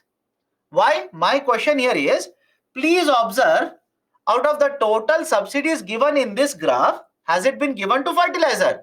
Two students said, no sir, you're wrong. Then what is your answer? Let me know. For whom more subsidy has been provided? So it is right. It is right. Okay. Now there is one more, there are two more students who asked, sir, why can't we bring urea under NBS? There is a recommendation. I'll repeat. Why can't we bring urea under NBS? There is a recommendation. Government of India so far has not done it. Right? They might do it going forward, but as of now, there is a recommendation. They might do it. Okay, last point for the day. After this, we'll stop the discussion. Last point. Agriculture urea is most subsidized, most produced, most consumed, most imported, most physically controlled. Right? What do you mean by most physically controlled? Government will dictate, I repeat, government will dictate in what area some of your fertilizers have to be sold. I will repeat the statement. Physical control means government will tell you some of your fertilizer, you will have to sell it in this area, in that state, etc., etc. That is basically called as physically controlled. Okay, done. Right, so these are certain points I wanted to discuss. Couple of more concepts are there regarding fertilizer. We will take it up tomorrow. I'm sorry, day after tomorrow, not tomorrow, day after tomorrow. Tomorrow, I'll repeat it, tomorrow is a holiday. Tomorrow is a public holiday, so no class. We will take up the discussion again, continue. Right, some of you are worried about the questions from the previous chapter. We'll discuss questions also day after tomorrow. Please do not be worried. I will not skip it. I will cover it. Have patience, but okay, done. What do you mean by most physically controlled? I'll repeat it. Government will dictate how much of your fertilizer you will have to sell in state 1, state 2, right? In this district, in this district. This is called as physical control of the movement. Okay. Didn't understand how urea subsidy is given? You are a producer of urea. You want to sell it in the market at 1000 rupee. Government says don't sell it at 1000, sell it at 400 rupee. Can I simply say difference between what you wanted to sell and at what price you are asked to sell, that is the subsidy given by the government. Simple idea, right? Explain implicit and explicit. I'll repeat it. Do not complicate all of these. Many of you, I'll tell you what you will do. Many of you will take, right, some subsidy, try to insert it in explicit. Some subsidy, try to put it in implicit. Don't do that. Keep it simple. In fact, listen to me when I say this. Many books have not even covered these terms. Many books have not covered them. But I want you to be careful, because suddenly the newspaper will use the term, this is an implicit subsidy. Now it will become, right, let's say direct subsidy. These kind of terms can be used in the newspaper. That's a reason. Read carefully, listen to me carefully. That is basically implicit subsidies are those subsidies where government will control the prices. Government will control the prices, government will control the supply, and in the process provide subsidies. In case of explicit subsidies, government has identified, right, the target beneficiaries, and they will provide the subsidies to only them. That is the concept of, right, the idea of a explicit subsidy. Okay, if I'm appearing in 2026 after completing full basic course, we have to practice answer writing or from now only? If you're writing in 2026, I would say keep a time frame of at least 1 year. 1 year before the exam, start practicing answer writing. If such subsidies are hazardous to maintain BOP, I know. Which subsidies are you talking about? Please clarify. Can we say that subsidies can also create a burden or deficit in revenues for the government? In fact, I've told you this. Right? When I was discussing concerns regarding subsidies, problems regarding subsidies, I said the subsidies will create a lot of revenue deficit for the government. Expenditure will be very high, etc. That is a fact. That's a fact. Okay. Sir, your classes are sufficient for both prelims and mains, and Hindu newspaper endless is sufficient. Can I study some material NCERT regarding economics? You can read NCERT. You can read Tamil Nadu textbooks also, class 11th and class 12th. You can use these resources. But please be very careful, right? I will not say that only my class notes will be sufficient. I've never said that. I will never say that. Why? You'll have to keep on updating lot of current affairs. You'll have to keep on updating lot of current affairs. Okay. Sir, you told India's overall BOP is in deficit, but in book it has mentioned that change in reserves increase in 21-22. Do me a favor, type in Google. Right? I don't want to take the name of the student. The student who's asking, but I read this in the Google. Do me a favor, type it in the Google. And in the Google, you'll see that for this year and the last year, there is going to be a BOP deficit. That's what I said. Right? In the last couple of years, we are facing BOP deficit. It doesn't mean that always there is a BOP deficit. It all depends on so many transactions that are going to take place under BOP. So from 1 year to next year, it could be a deficit, it could be a surplus, etc., etc. There is no guarantee what is going to happen. Okay. Done. Right. So let me stop the discussion today here. We'll continue the discussion day after tomorrow. We'll pick it up from fertilizer subsidies, then go forward, and we'll also discuss the questions from the previous chapter. Okay, so that's it from my side. Take care. See you on Wednesday morning sharp 6 a.m. Happy Independence Day to all of you. Right? Take care. See you on Wednesday.